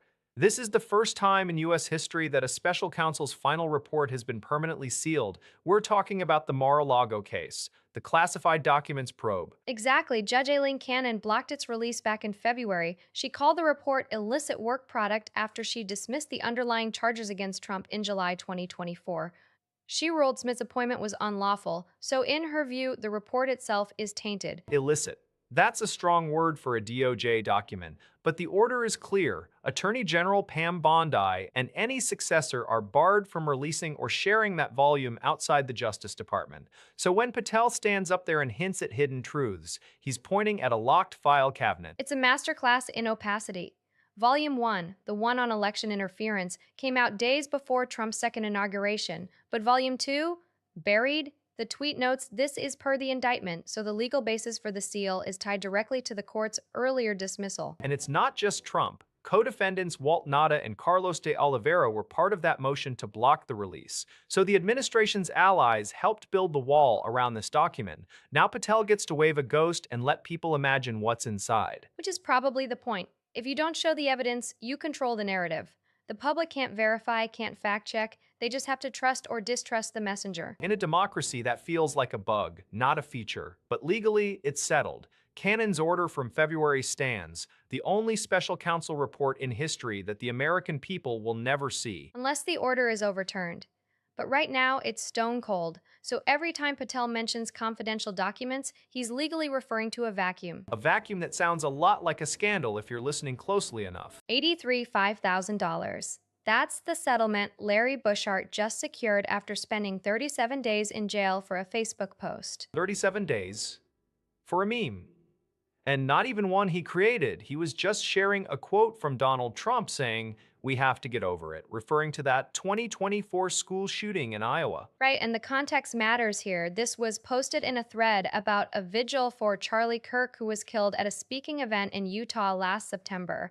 Bushart was trying to process the tragedy, not threaten anyone. But the Perry County Sheriff's Office saw it differently. They charged him with making mass violence on school property. They claimed the meme could be misinterpreted as a threat against Perry County High School in Tennessee. It was arrested on September 22, 2025. Bushart was held on a $2 million bond. He's a retired police officer, 61 years old. He lost his post-retirement job because of this. And the personal toll was severe. He missed his wedding anniversary. He missed the birth of his granddaughter. All charges were eventually dropped in late October, but the damage was done. It's staggering that a retired officer, someone who knows the system, ends up in this position. The settlement includes compensation for the time lost and the professional damage, but you can't buy back those missed moments. The legal team argued it was a clear case of free speech being weaponized by local authorities. The meme was widely circulated and clearly meant as commentary on grief, not a threat. Still, the threshold for what constitutes a threat seems incredibly low. A quote from a president in a thread about a national tragedy leads to a $2 million bond and a month in prison. It raises questions about how law enforcement is interpreting social media posts. Are they looking for genuine threats or just convenient targets? With all charges dropped and this settlement announced today, it feels like a victory for free speech, but at what cost? The cost was a man's dignity and his family's memories. $83,500 doesn't fix that. The Justice Department just indicted former Cuban President Raul Castro. The charge is murder stemming from the 1996 shoot-down of 2 civilian planes.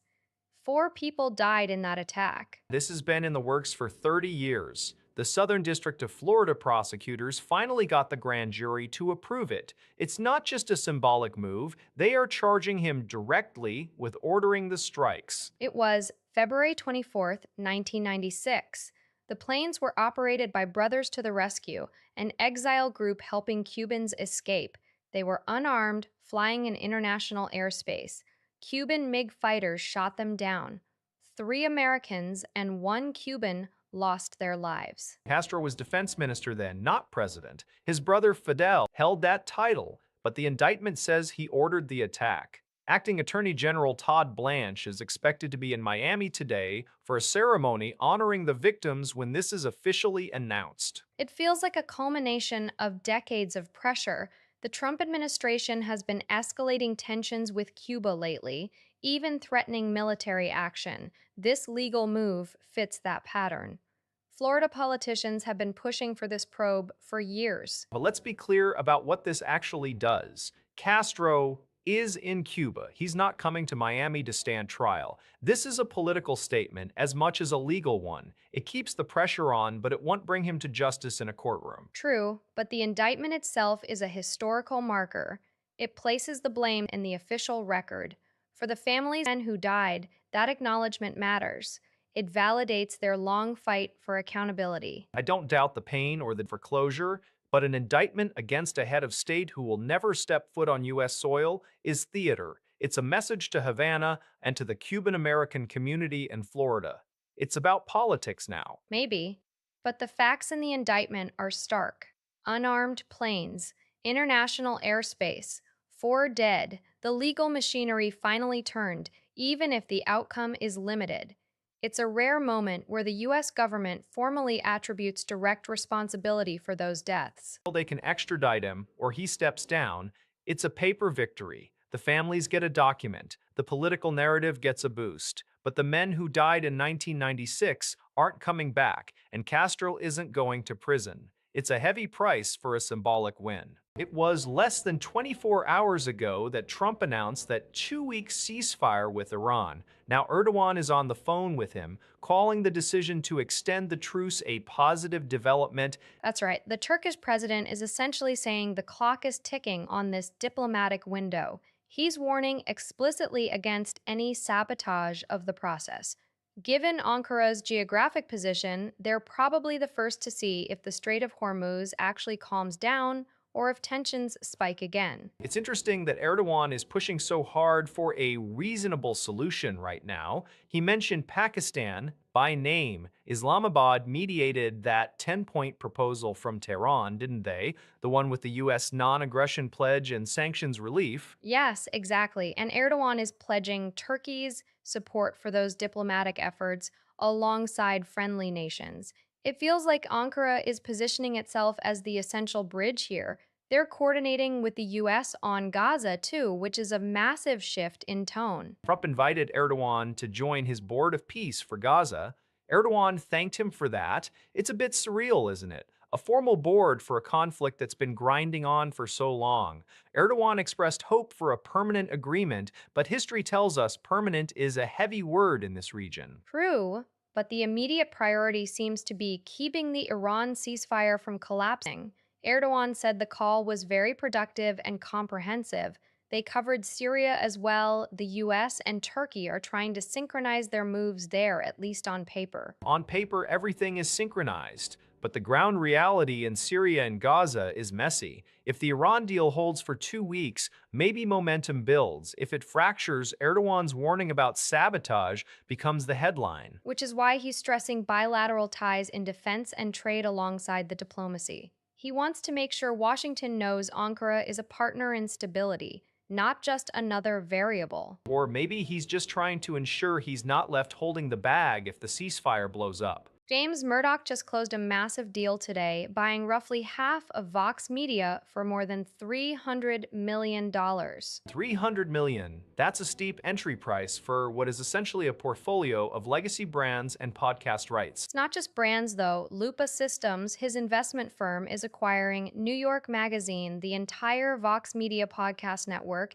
and the Vox.com news site itself. Right, but look at what he didn't buy. Eater, SB Nation, The Verge, Popsugar, The Dodo, all of those are spinning off into an independent company. He's cherry-picking the high-traffic, high-revenue assets. There's a historical symmetry to the New York Magazine piece. Rupert Murdoch bought it back in 1976 and sold it in 91. Now his son is bringing it back into the family fold. Is it really a return if the operational structure is completely different? Jim Bankoff stays on as CEO of the new subsidiary, which keeps the Vox Media name. So Murdoch isn't taking the keys to the editing room, he's taking the keys to the wallet. But he controls the narrative engine. The Cut, Vulture, Intelligencer, The Strategist, Curbed, Grub Street, those are all verticals under New York Magazine now. Plus, the podcast network includes heavy hitters like Pivot, Criminal, and Today, Explained. Criminal is a cash cow, sure, but Pivot is a Vox original. You're mixing Rupert's legacy print prestige with Jim Bankoff's digital native analysis. I wonder how that culture clash plays out. Murdoch has a history of aggressive editorial centralization. The brief says the new subsidiary retains the Vox Media name, so on paper it looks like business as usual.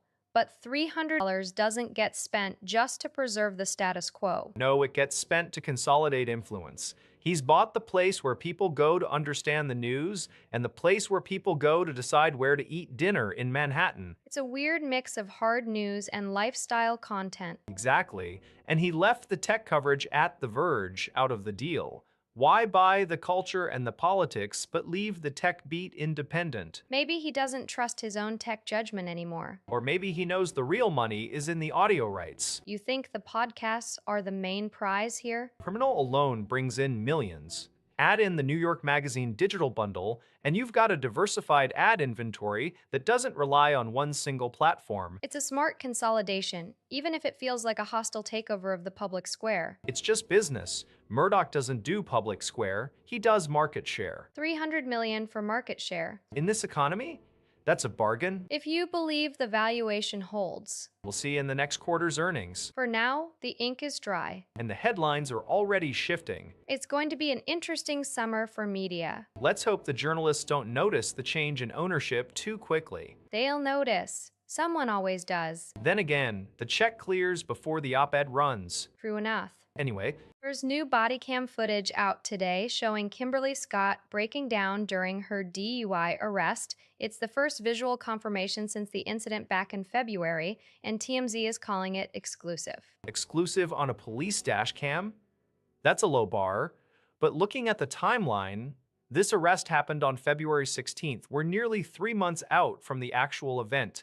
Why is this dropping now? It seems to be tied to the release of the full police report details. The footage shows her crying as officers process her, but the context behind why she was driving that day is what's really grim. According to the report, she had consumed 2 margaritas at Chili's before getting behind the wheel. 2 margaritas. That's specific. And yet the report notes she had slurred speech and failed to stop after a hit and run. She allegedly crashed her white Range Rover into a neighbor's parked car, then fled the scene. She didn't even stop to check on anyone. Right. She kept driving, eventually hitting her own garage door, and this is the part that makes it so unsettling for people following this story. Her teenage son and 3 of his friends were in the car with her. Kids in the back seat while their mother is allegedly intoxicated and fleeing an accident? That's negligent on every level. The fact that she struck a stationary neighbor's car and just took off suggests she wasn't thinking clearly at all. The body cam captures the immediate aftermath of that chaos. You can see her distress, but the legal consequences are already set in motion. She's facing charges for operating a vehicle while intoxicated and failure to stop after an accident. It's hard to separate the celebrity connection from the severity of the crime. People mention Eminem because she's his ex-wife, but this is about a mother endangering her own child and others on the road. The emotional reaction on camera might generate sympathy, but the facts in the police report don't leave much room for it. Exactly. The image of her crying is human, but the sequence of events, drinking, crashing, fleeing, and endangering minors, is indefensible. I wonder if this new footage will impact how the prosecution approaches the sentencing phase, or if it's just another piece of media noise. Probably the latter. The legal team likely already has all the video. This is just for public consumption. Though, with a minor involved in the vehicle, I suspect the court will be looking very closely at the risk she posed. It's not just a DUI anymore, it's reckless endangerment. The Late Show is officially done. CBS confirmed it ends in May 2026, wrapping up the current broadcast season. It's a hard stop for one of the last pillars of traditional late night. Hard stop, sure. But let's look at the ledger. The Washington Post points out that while the show was the top-rated network entry in its slot, it was bleeding cash. We're talking a reported $40 million in annual losses. When you're losing that much money on a comedy program, the business case collapses. That's the official line. CBS called it a purely financial decision, explicitly stating that the show's performance or content had nothing to do with it. But the timing is impossible to ignore. The cancellation announcement came just 3 days after Colbert criticized Paramount Global's $16 million settlement with Donald Trump regarding a 60 Minutes lawsuit. Exactly. You can't separate the finance from the politics here. Senator Elizabeth Warren publicly questioned whether this was retaliatory, and frankly, the optics are terrible for CBS. If they wanted to shield themselves from accusations of interference, announcing it right after with the president was a strategic blunder. The end of an era, doesn't it? This isn't The Hollywood Reporter notes that broadcast audiences are shrinking, and the genre is struggling to adapt to digital viewing. We're seeing seismic changes in how people consume news and comedy. Seismic might be an understatement. With Colbert out, you've got Jimmy Fallon left on the major networks. The landscape is thinning out. But I'm skeptical that this is purely about streaming or changing habits. When you have a show that's still the top rated in its time slot, you don't cancel it unless the corporate risk outweighs the revenue. And in 2026, political risk is the only metric that matters. So we're left wondering if the content was the problem all along, masked by a balance sheet. The tweet mentions a stench of suspected political interference, and given the Trump settlement context, it's hard to argue otherwise. Or maybe it's just that the late night model is dead, and Colbert was just the first to go. Either way, the silence in that Ed Sullivan theater is going to be loud. George L. Hettery is telling HSBC staff not to fight AI, even as the bank weighs cutting 20,000 jobs. That's 10% of the workforce. Don't fight it. It's a phrase that sounds almost gentle until you read the fine print. He's talking about non-client facing middle and back office roles. The people doing the spreadsheets, the compliance checks, the routine admin. That's where the AI is moving in. He did say it will destroy certain jobs and create new ones. He's pledging to retrain the remaining 200,000 employees to be future ready, but 20,000 is a lot of people to retrain. And it's not just HSBC. Standard Chartered announced yesterday they're eliminating nearly 8,000 jobs by 2030. Their CEO called it replacing lower-value human capital with technology. The language is shifting. It's no longer about efficiency, it's about value. Bloomberg reported in March that these cuts would be spread over 3 to 5 years. So this isn't an overnight purge, it's a slow bleed, a multi-year overhaul. Exactly. And Morgan Stanley found that banking, tech, and professional services have already shed 1 in 20 staff in the past year due to AI. The trend is established. HSBC is just scaling it up. It's hard to listen to "don't fight it" when you're the one potentially fighting for your job. The CEO frames it as an evolution. For the individual employee, it feels like an eviction notice. That's the disconnect. Executives see the aggregate data, the cost savings, the competitive pressure. They see the Morgan Stanley stats. The employee sees a threat to their livelihood. L. Hettery is asking them to embrace change while simultaneously signaling that 1/10 of them won't be needed in their current roles. He's betting that the new jobs created will absorb the displaced workers, or at least enough of them. Or he's betting that the new jobs will require a completely different skill set that most of the displaced workers won't have. Retraining 200,000 people is a massive logistical challenge. And if it works, it sets the standard for the rest of the financial sector. If HSBC can cut 10% and remain stable, everyone else will follow. They already are. Look at Standard Chartered, the dominoes are falling. The White House meeting on Wednesday didn't just discuss Iran policy, it basically laid out the fault lines for the 2028 election. Vice President J.D. Vance pushed for continued diplomatic engagement based on Iran's latest proposal. Meanwhile, Secretary of War Pete Hegseth and Secretary of State Marco Rubio were pushing for increased pressure. That's a stark split.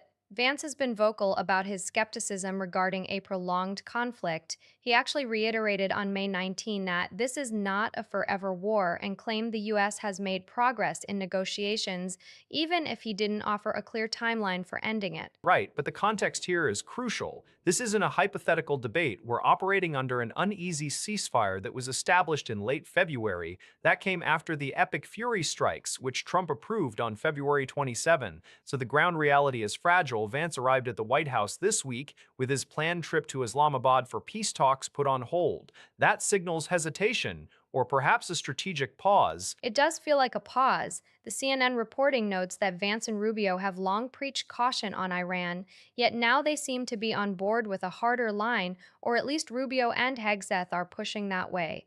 The item article highlights how these differing postures are becoming a liability for both men as they look toward 2028. Exactly. The NYT report suggests Trump's cabinet was divided over the war while he backed Netanyahu's hawkish stance. Now, that division is internalizing. Vance wants to keep the diplomatic door open. Rubio and Hegseth want to squeeze harder. It's a classic dilemma. You have a ceasefire that's only a few months old, and you're trying to balance domestic political positioning with foreign policy stability. Vance says progress is being made, but without a timeline, it's hard to verify. And with the Islamabad trip canceled, it's unclear if that progress is diplomatic or just stalling. The pressure tactics Rubio favors might blow up the very negotiations Vance is trying to salvage. Or maybe the pressure is what finally forces a deal. That's the gamble. A class action lawsuit landed against Disney this week over facial recognition at Disneyland. It was filed in California federal court on May 15th. That's right. The complaint alleges they are illegally collecting biometric data from visitors, including children, without meaningful consent. This comes just weeks after Disney rolled out the biometric scanning at park entrances in April. April 2026. So this is brand new tech for them. The idea was to link first-time ticket scans to guests' faces to speed up re-entry, but the suit argues the privacy notice was woefully inadequate. They point to small opt-out signs with a slashed silhouette. A slashed silhouette. That's it? The lawyers are saying that doesn't constitute adequate notice at all. The filing specifically states that the onus of privacy rights should not be on the victim. It's a pretty strong rhetorical move. It is. And the stakes are high. The suit seeks at least $5 million and represents every park visitor subjected to the technology since the rollout. It's not just about speed, it's about data retention and consent. There's also the shadow of the past here. This filing follows Disney's $10 million FTC settlement in 2025 over children's data collection on YouTube. It feels like history repeating itself, just in a physical space instead of a digital one. Exactly. The precedent is there. Disney has not publicly commented on the lawsuit yet, which is notable given how quickly they usually respond to PR crises. Silence can be a strategy, or it can be panic. Either way, parents are going to be asking questions when they walk through those gates. Is the convenience of faster reentry worth the biometric scan? For some, maybe. For others, the lack of clear, upfront consent, small sign is enough to waive those rights. It's going to be an interesting test case for biometric privacy in public entertainment spaces. You look at that headline from the Journal, and you have to wonder if Los Angeles is stuck in a loop of good intentions and bad math. Voters approved Measure ULA back in November 2022, aiming to slap a heavy transfer tax on properties over $5 million. The pitch was simple: take from the ultra-wealthy to fund affordable housing. It sounds like a slam dunk on paper. A 4% levy on sales between 5 and 10 million, and 5.5% on anything over 10 million. Who argues with that, except apparently the housing market itself? The Journal notes opponents are saying the levy is actually making the shortage worse, and new data suggests they might be right. Right, because the numbers just aren't there. UCLA researchers looked at the impact and found the tax didn't just squeeze sellers, it froze the market. The likelihood of a property selling above that threshold dropped by roughly 50%. That's not a trickle, that's a dam. And it's not just single-family mansions. The research shows non-single family transactions, commercial, industrial, multifamily, plummeted by 30 to 50%. So while the city was hoping for a windfall, the revenue stream dried up almost immediately. Through the end of 2024, the measure had only raised about $480 million. Which is a far cry from the initial estimates. They were projecting $600 million to over $1 billion annually. You're missing a huge chunk of the target, and you're still paying the price in stalled development. A Reform Coalition reported a 32% drop in multifamily construction. That's real units, S1, units that would have housed people, not just generated tax receipts. It's the classic unintended consequence. You try to tax the top, but the mechanism clogs the entire pipeline. There's also a reported $488 million loss in general property tax revenue because transactions simply aren't happening. So the city is losing money on two fronts, the specific ULA tax and the broader tax base. Exactly. You get less money for affordable housing, you get fewer new homes built, and you get a colder market overall. It's a policy that seems to punish liquidity without delivering the promised social good. You have to ask if the goal was ever really affordable housing or just a political victory lap that ignored basic economics. Or maybe it's just that $5 million dollars is a lot of money to ask anyone to part with, even the rich. When the cost of doing business jumps that high, people just stop doing business. They stop building, they stop selling, and the shortage gets deeper. Brian Fitzpatrick just told reporters he 100% wants to stop the nearly $8 billion fund from moving forward. That's the Trump Truth and Justice Commission Fund, right? The one announced by the Justice Department on May 18. Exactly. It's designed to compensate Trump's allies who claim they were wrongfully targeted by the Biden administration. Fitzpatrick is a Republican, which makes this interesting. He's not just blocking it, he's actively trying to prevent it. So a GOP representative is standing up to a Republican president's major initiative? That's rare. It is. The fund stems from a settlement where Trump drops his lawsuit against the IRS. In exchange, the administration creates this $1.776 billion pot. It's framed as justice, but Fitzpatrick sees it differently. He's calling it out? He hasn't used those exact words in the clip, but his stance is clear. He wants to stop it. The amount is specific, $1.776 billion.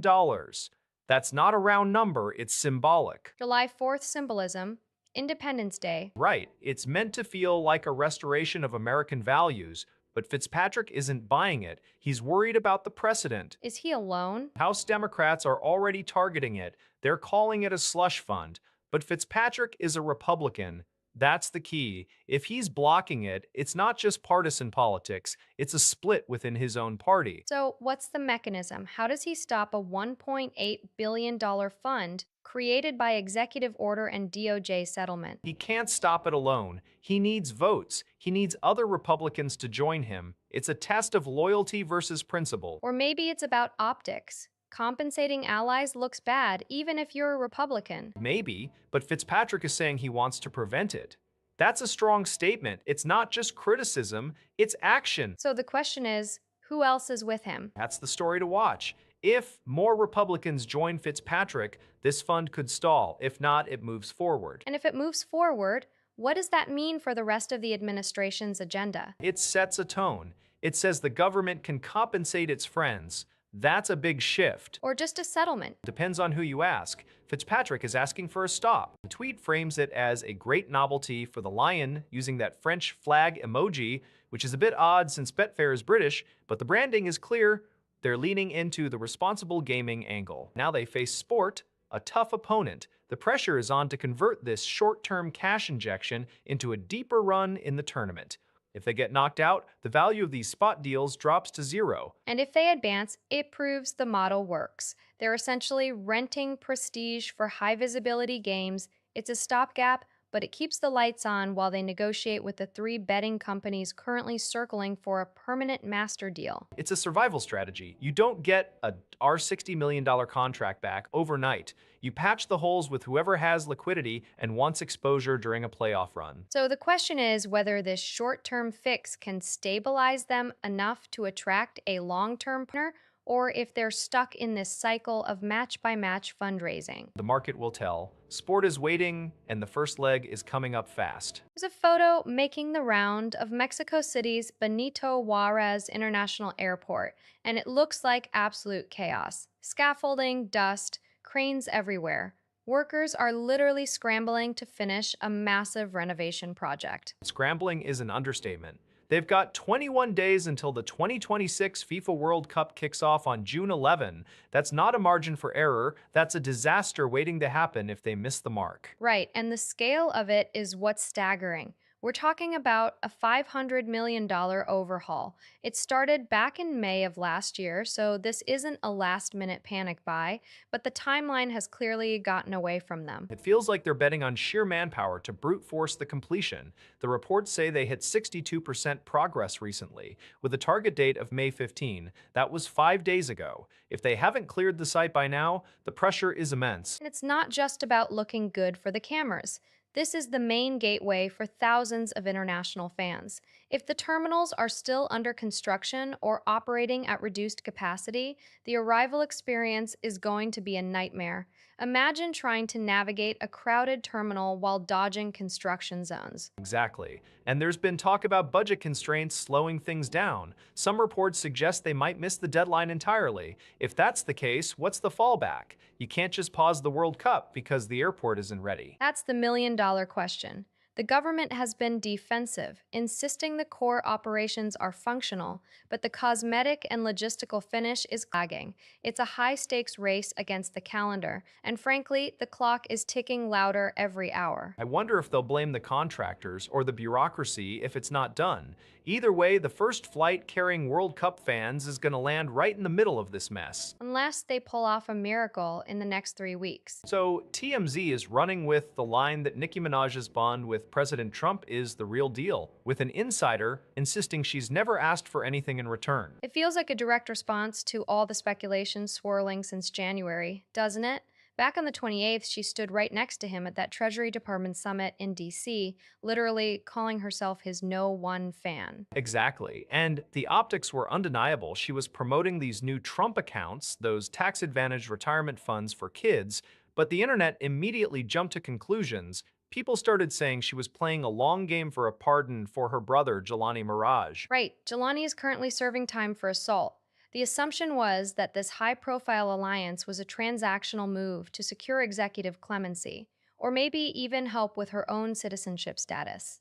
It's the kind of cynical take that dominates the comment sections. But Alex Brusewitz, the former campaign official who actually helped bring her into the MAGA fold, called those claims a disgusting and disgraceful smear. He told the Daily Mail that a pardon for family members has never been brought up or even referenced by her or her team. That's a pretty strong denial. But then you look at what she told Time, and it gets more nuanced. She said her support stems partly from feeling alienated by the left and, surprisingly, from her ongoing feud with Jay-Z. The Jay-Z angle is the wild card here. It's not just politics, it's personal industry dynamics. She also suggested that many celebrities privately agree with Trump's stance, but are terrified of the backlash if they speak up. So we have a pop culture icon positioning herself as a true believer, while the political machinery around her tries to sanitize the motive. The insider says she's asking for nothing. The public hears no one fan and assumes everything. It's a fascinating power play. Whether it's genuine alignment or a masterstroke of brand positioning, she certainly forced everyone to look at the intersection of hip-hop and the White House. You can't ignore the volume of those Trump accounts being opened either. Question is, does the motive matter if the policy support is real? She's showing up, she's speaking, and she's not backing down. I guess we'll have to wait and see if the real deal holds up when the next controversy hits. $835,000. That's what Tennessee officials just agreed to pay a retired police officer for locking him up over a Facebook post. That's the Larry Bushart case. He's 61, from Lexington, and he spent 37 days in jail on a $2 million bond, all because he shared a meme in the comments of a page planning a vigil for Charlie Kirk. And the meme wasn't even a threat against Kirk. It was a quote from Trump saying, "We have to get over it," referencing the 2024 Perry High School shooting in Iowa. But the Perry County Sheriff, Nick Weems, apparently confused Iowa's Perry High with the high school in his own county. Weems admitted later that he knew the meme referred to the Iowa school, not the local one. But by then, Bushart had already been arrested on September 22nd last year, charged with making threats of mass violence, and lost his job. He missed the birth of his grandchild while he was sitting in that cell. It's staggering that a felony charge was even filed. The charge was eventually dropped in October, but the damage was done. Now the state is settling the federal lawsuit for $835,000. It feels like a cautionary tale about how quickly things can spiral when law enforcement misinterprets context online. Bushart was just trying to participate in a community discussion after Kirk's assassination in September. He wasn't advocating violence, he was sharing a political sentiment about moving on from tragedy. But the system reacted with maximum force. $2 million bond for a retired cop who'd served the community? That's not public safety, that's an overreach. And now taxpayers are footing the bill for the sheriff's mistake. Do you think this settlement will change how deputies handle social media evidence? Or will we just see another case where someone gets detained because a meme was taken out of context? I doubt it changes anything overnight. Unless there's new training or policy shifts, the incentive is still to arrest first and ask questions later. Bushart got lucky with the settlement. Most people don't have the resources to fight a 37-day detention. Let's talk about the timeline here, because the sequence of events in the Ed Artau story is almost too clean to be coincidental. We're looking at a Florida state appellate judge who, back in February 2025, concurred in a panel decision that allowed Donald Trump's defamation lawsuit against the Pulitzer Prize Board to. Procedural ruling. Artau's concurrence U.S. Supreme Court to overturn for precedent that protects free speech by public figures to sue for defamation legal stance. Aggressive? Sure. Here's the part that's drawing the ethics complaint. Who's writing that concurrence? Artau isn't. According to Senate disclosure form, with the general counsel for Senator Rick Scott in November 2024 to discuss his interest. Then, just 2 weeks after his ruling in February 2025, Handing a major procedural victory, didn't disclose this behind-the-scenes activity for the public at the time. The lawsuit itself, filed by Trump in 2022, challenges the board's refusal to rescind the 2018 Pulitzers given to the New York Times and the Washington Post for their reporting on alleged Russian interference in the 2016 election. exactly. And now Artau is confirmed as a federal judge in South Florida. Public interest organizations have filed ethics complaints, arguing that the appearance of impropriety is too high. You can't just ask for a job from the administration you're judging cases for without raising some red flags. It's a classic conflict of interest scenario, even if technically the ruling was on a state panel. The question is whether the Senate Judiciary Committee will treat these undisclosed meetings as a significant breach of judicial ethics or just a minor footnote in a confirmation hearing. I'm not sure it's a footnote when the ruling explicitly challenged foundational free speech protections. That's not a neutral vote. You don't sulk, you don't complain. That was the message from Bill Cassidy's concession speech in Louisiana yesterday. Right. And you can't miss who the audience for that line was. He didn't even have to say Trump's name. The subtext was screaming it. It's striking, especially given the context. Cassidy just lost his primary on May 16th. He finished third behind Rep. Julia Letlow and State Treasurer John Fleming. Letlow took about 44%. And let's be clear, this was a primary loss, driven largely by the president's endorsement of Letlow. Trump went on Truth Social and declared Cassidy's career was over. So here is the incumbent senator, the guy who chairs the Senate Health Committee, basically lecturing the president on conduct. He called for leaders to be steady, not erratic, thoughtful, not impulsive. That feels like a direct jab at the current administration's style. But here's the thing that makes this so complicated. Cassidy was one of the 7 Republicans who voted to convict Trump over the January 6th riots. Exactly. He paid the political price for that vote. But what's fascinating is that Cassidy had actually stayed in the fold since then. He even cast the decisive vote to advance RFK Jr.'s nomination as health secretary. He tried to get along, he tried to bridge the gap. And it still wasn't enough. The retribution came anyway. He's now out of the race entirely, with Letlow and Fleming moving to a runoff. It raises the question of loyalty in the GOP. You can support the agenda, you can vote for the nominees, but if you drew a line back in 2021, the base doesn't seem to care about your recent cooperation. Cassidy said the country isn't about one individual. Yet his own political survival seemed to hinge entirely on one individual's approval. A harsh lesson for any moderate in the current climate. You align or you disappear. Disappear indeed. Jamie Dixon just made his first significant coaching move at TCU, bringing in Jerry Hobby as an assistant.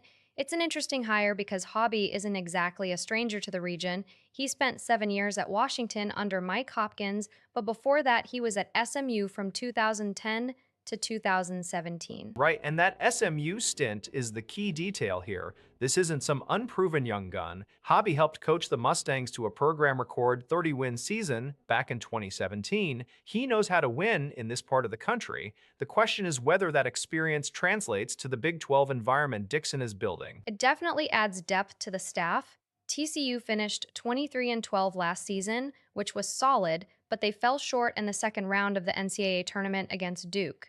If Dixon wants to push past that second round ceiling, adding someone with hobbies, recruiting, and player development pedigree makes sense. He's been a special assistant at Washington for the last 2 seasons, so he's seen how a top tier program operates from the inside. I'm just curious about the timing. Dixon has only been at TCU for a short while, and usually, head coaches stick with their original staff for at least a year or two before making outside hires.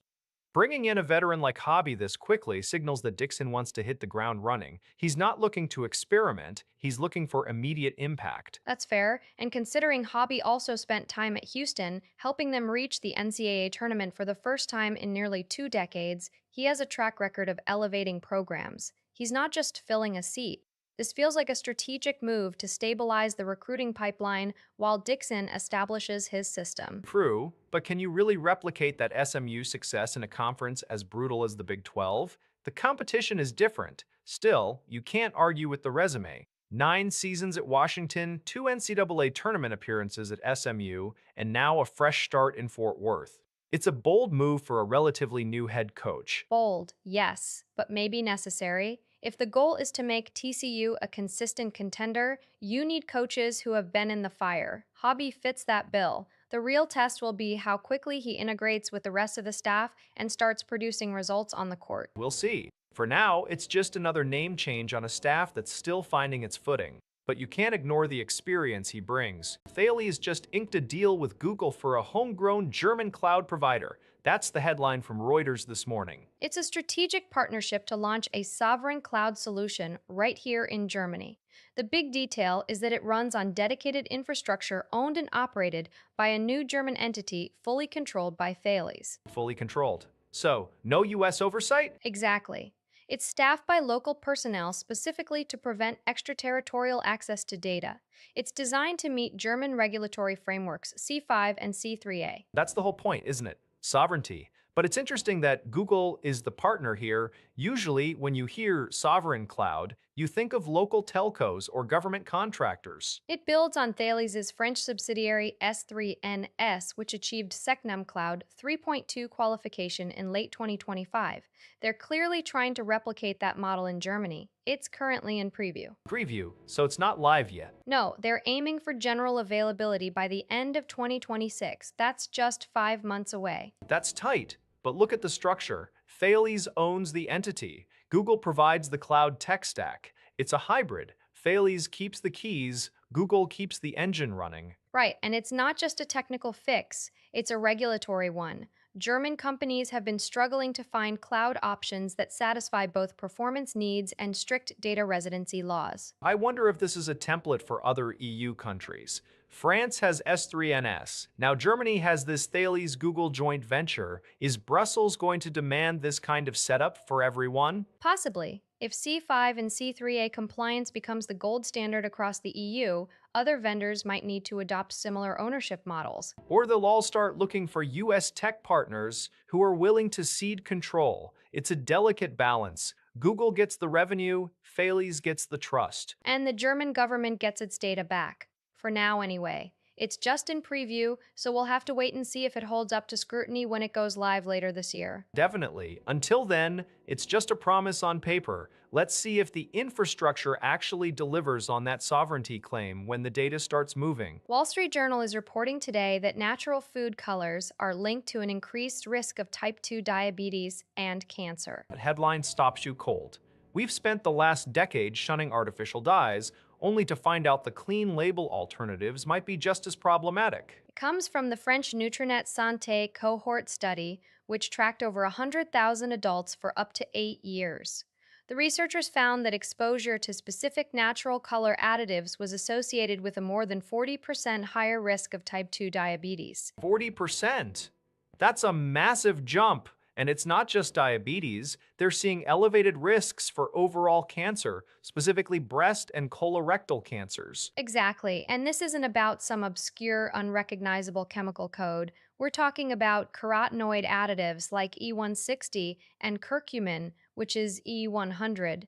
Curcumin is basically turmeric. People buy supplements of that thinking it's a superfood. Right, turmeric is supposed to be anti-inflammatory, so seeing it linked to higher cancer risk in this context is deeply counterintuitive. It suggests that isolated additives behave differently than the whole food. That's the key distinction. Eating a turmeric root or a carrot is likely fine, but the studies looking at the additives used in processed foods to mimic those colors.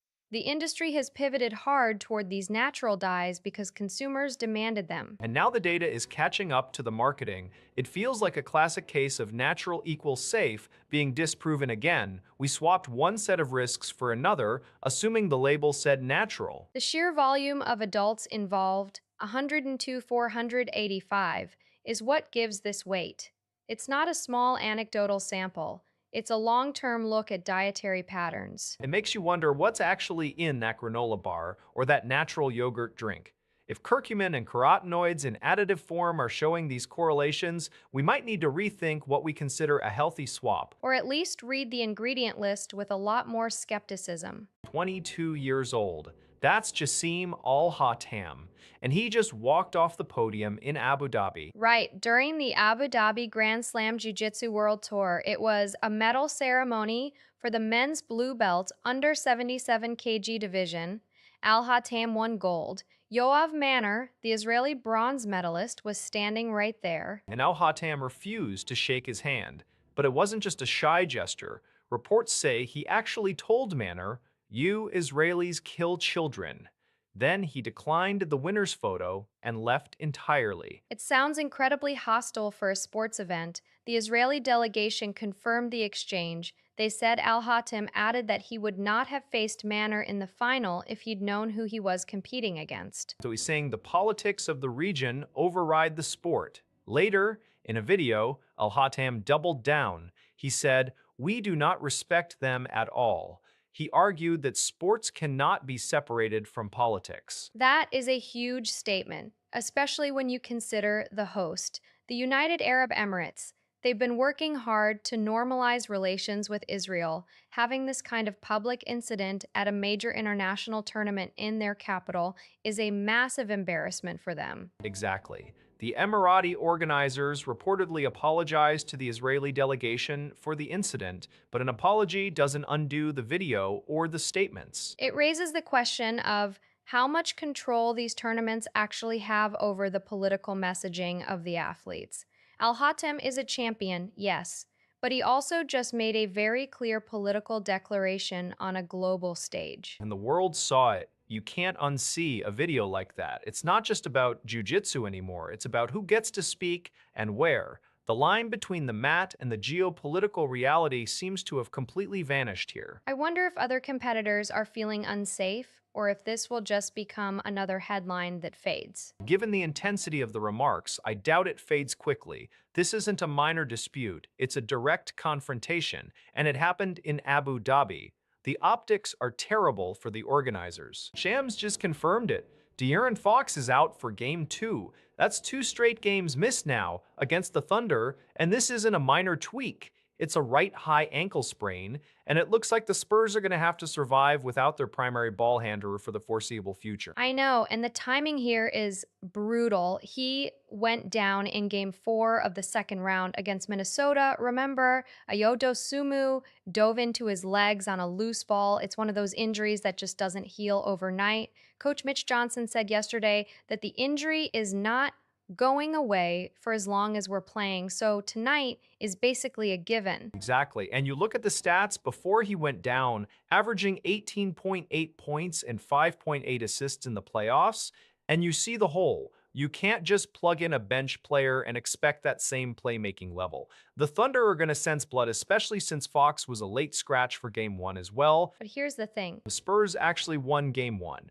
122-115 in double overtime. Victor Wembanyama carried that load entirely, and if you look at who stepped up in the backcourt, it was rookie Dylan Harper. He started in Fox's spot and had a monster game, 24 points, 11 rebounds, 6 assists, and 7 steals. 7 steals! That's insane energy for a rookie in the Western Conference Finals. Harper played well, sure, but can he replicate that against Oklahoma City's defense? The Thunder are a disciplined unit.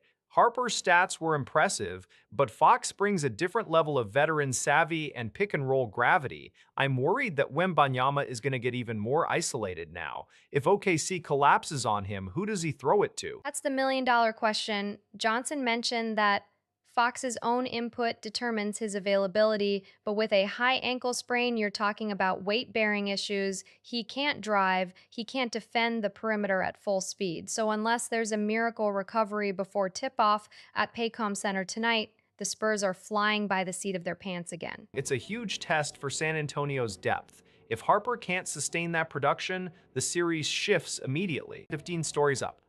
That is the specific height where explosives technicians in Odessa were working this Wednesday. They pulled an unexploded drone out of the facade of a residential tower. 24 stories tall, and the device was wedged right into the structure on the 15th floor. The State Emergency Service shared video of the removal, and it looks incredibly precarious.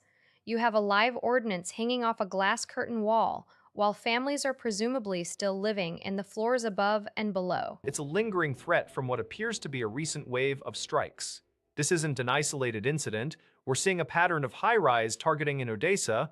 Just last month, on May 1st, Russia launched 21 drones at the city. That attack was devastating. It hit multiple high-rises, and at least one 16-story building was partially destroyed. Fires broke out across several blocks. The imagery from that night was chaotic, rubble everywhere, emergency crews scrambling. And the danger doesn't end when the immediate impact stops. Remember the incident on April 21st? A Shaw drone remained undetonated after hitting a building. Firefighters were on scene trying to contain the blaze when the device suddenly exploded. Thankfully, no one was injured in that April incident, but it underscores how unpredictable these remnants are. A drone that fails to explode on impact is just a ticking time bomb until specialists like those in Odessa can secure it. Exactly. The removal on Wednesday highlights the persistent hazard. It's not just about the initial strike, it's the hours and days of uncertainty that follow. Residents can't just go back to normal. They have to wait for clearance. It's a grim reality for civilian infrastructure in Odessa. The city has been subjected to repeated aerial assaults, and the cleanup is as dangerous as the attack itself. Video shows the technicians working with extreme caution. One slip, one miscalculation, and the entire building could be compromised. It's a stark reminder of the ongoing risk. Right. Ashley St. Clair is doubling down on the wildest claims yet, alleging Elon Musk alluded to using advanced technology to influence the 2024 election. This isn't just gossip now, it's a specific accusation. She says he told her he had access to sensitive voting information. It's getting increasingly detailed. The core of her claim is that Musk shared internal real-time Delta Vote matrix data with her back in October 2024. She also claims he told her he was ready to release an anomaly in the matrix involving 10,000 lasers in space. 10,000 lasers. That sounds like it belongs in a science fiction script, not a conversation about election integrity, but she's tying it directly to his satellite network. Exactly. And she claims he knew Trump had won hours before the official results came in on election night. It's a staggering assertion if true. It aligns somewhat with what Trump himself said at a victory rally in Pennsylvania in January. He claimed Musk knows those vote-counting computers better than anybody and credited him with the landslide win there. Critics are already calling that a suggestion of interference, even though Trump's team hasn't commented. But St. Clair is going further. She says she was offered a deal to stay silent. And that she holds a dead man's switch. That's a threat to release more information if something happens to her. It raises serious questions about her safety and the veracity of her claims. Musk hasn't publicly responded to any of this. He's staying completely silent. Silence is an answer in itself, but it doesn't verify the facts. We have no independent confirmation of these conversations or this data. It's entirely her word against his silence. And given the history of their relationship, the motive for these claims is complex. She announced she gave birth to his 13th child in February. So this is coming from a very personal, highly charged context. It's hard to separate the legal and personal fallout from the political allegations. The dead man switch detail is what's making people nervous. It implies a level of danger or coercion that goes beyond a simple public dispute. It definitely does. If she's right, it's a massive security breach. If she's wrong, it's a dangerous fabrication. We're waiting for any evidence to surface. The Pentagon is actively developing military options against Cuba. That's the headline from CBS this morning, citing U.S. officials who are watching the situation closely. It's not just talk anymore, it's planning. It's a massive escalation, and it comes right on the heels of everything else happening this year. We're talking just a few months after the capture of Venezuelan President Nicolas Maduro in January and the strikes in Iran in February that resulted in the death of Supreme Leader Khamenei. The geopolitical board has been completely redrawn, and now the focus is shifting to the Caribbean. Is what's staggering. In April, Trump, we may stop by Cuba after we're finished with it, referring to the conflict in Iran. Now, Zateo reports the White House has actually issued a directive to the Pentagon to prepare for possible action. This isn't just rhetorical posturing, there's a directive behind it. But here's the crucial nuance that gets lost in the shock value. U.S. officials told the Associated Press that imminent military action is not currently under consideration.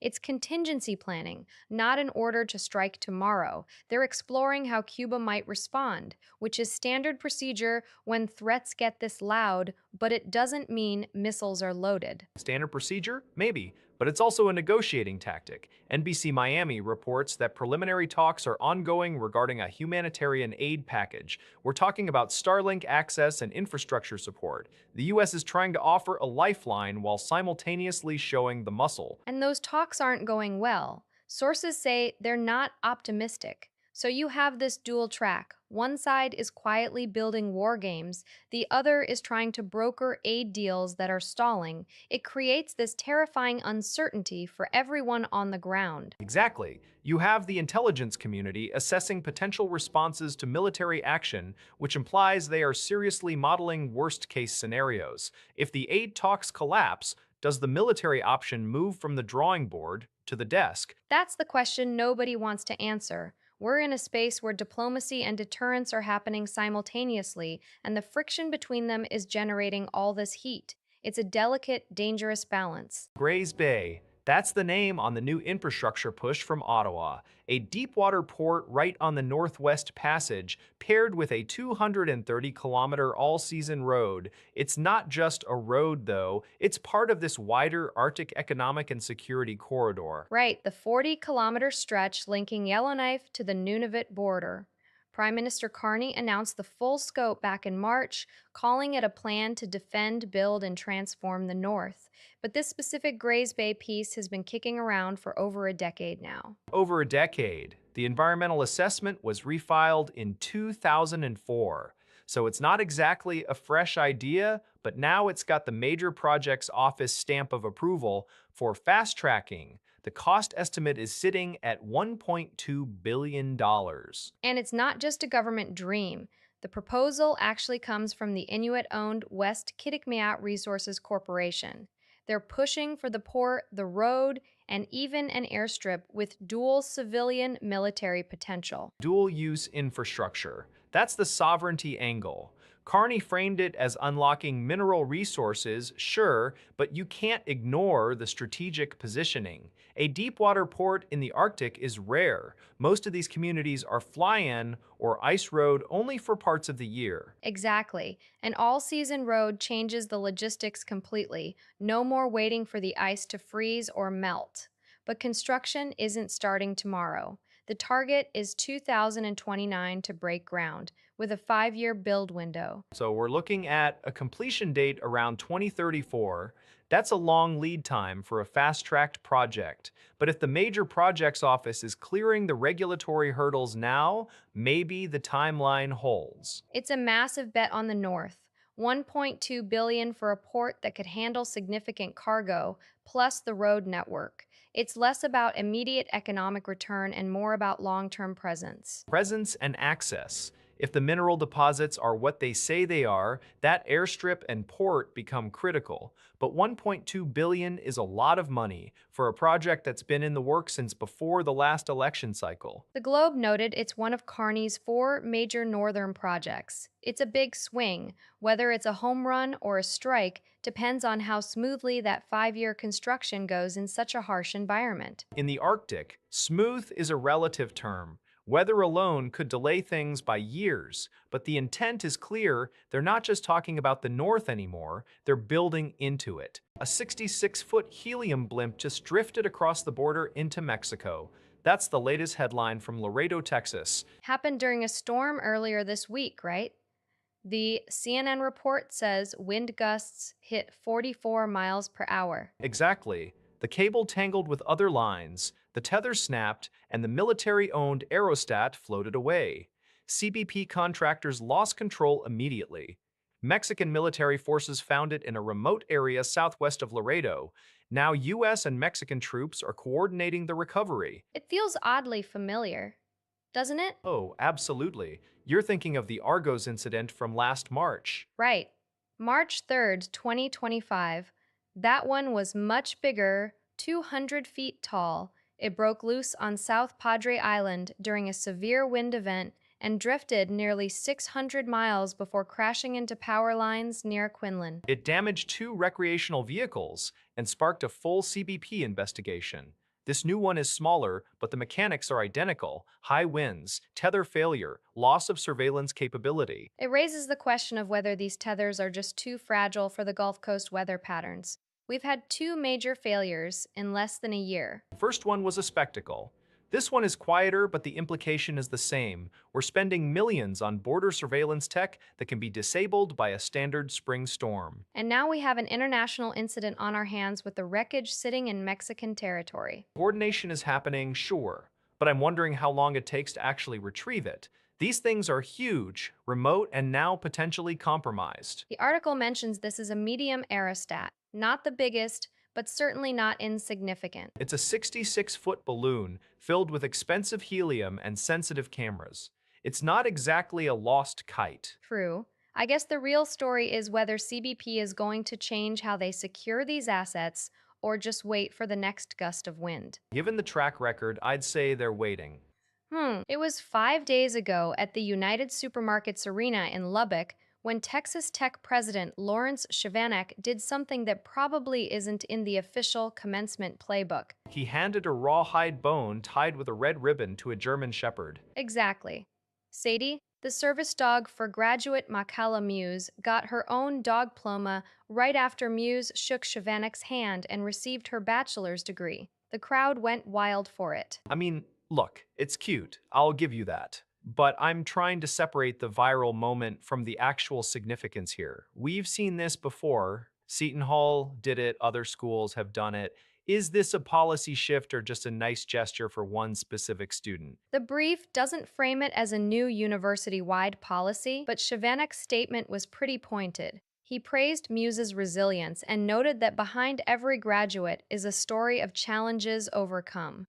Sadie was task-trained to stay by Muse's side throughout school, so she was literally part of the academic journey. True, but let's be real about the optics. A rawhide bone? Really? That feels more like a photo op than a genuine recognition of the dog's role. If you're going to honor a service animal, maybe there's a more dignified way to do it than a chew toy with a ribbon. Or maybe the ribbon is the point. It's symbolic. Texas Tech shared the video on social media with the caption, "A special treat for a sweet doggo." It's lighthearted. The audience cheered. Muse got her degree. Sadie got her moment. I'm still skeptical about the diploma language. A dog didn't take calculus. She provided support. There's a difference between support and scholarship. Calling it a diploma, even with the pun, blurs that line a bit. Maybe. But Sadie was there for the long haul. She wasn't just a mascot for the ceremony, she was by Muse's side for the entire degree program. I get that. I just wonder if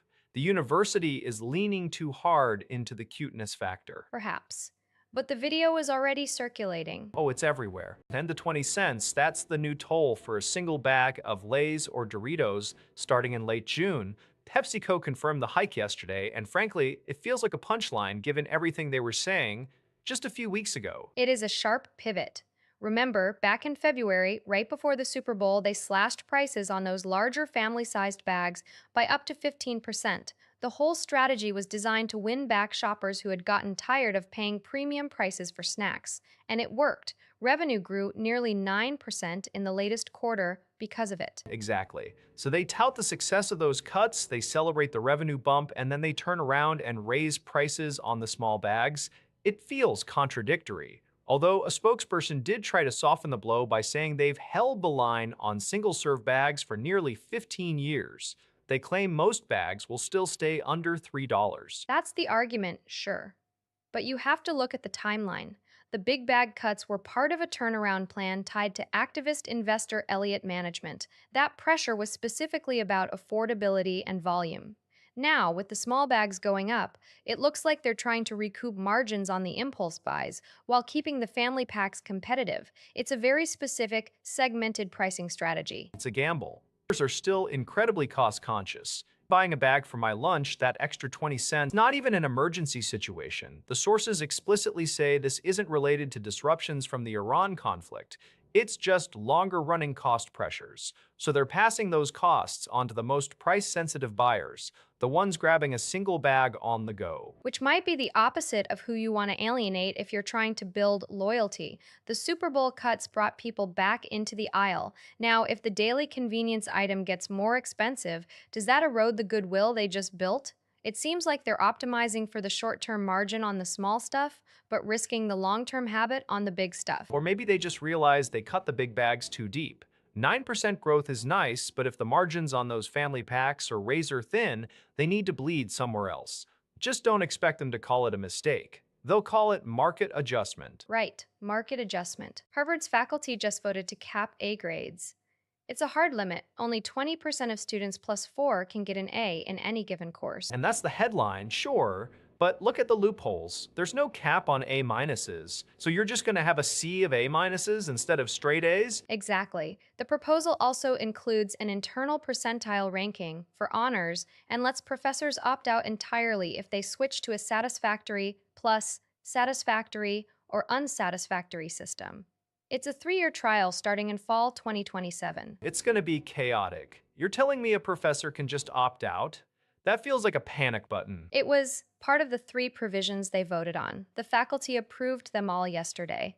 The pressure was mounting. In the 2024-25 academic year, roughly 60% of all grades were A's. 60%. That's more than double what it was in 2006. Even with informal pressure last fall, it was still 53%. Right. The administration has been trying to curb this for years. Now it's codified. But I wonder if students will just game the system. If the A- is uncapped, isn't that just a new top grade? It's a semantic shift at best. But think about the stress. If only 20% plus 4 get the top mark, the competition for those spots is going to be brutal. It's not just about learning anymore, it's about fighting for that percentile slot. And the opt-out clause? If a department decides to go pass, fail, plus, does that devalue the transcript for employers? Maybe. Or maybe employers just stop looking at Harvard grades altogether. The inflation was already making the transcript less useful as a signal. This might just be an admission that the old system was broken. Broken or just generous? Generous to a fault. But now the floor is dropping. Fall 2027 is still a year and a half away, but the anxiety starts now. It was April 14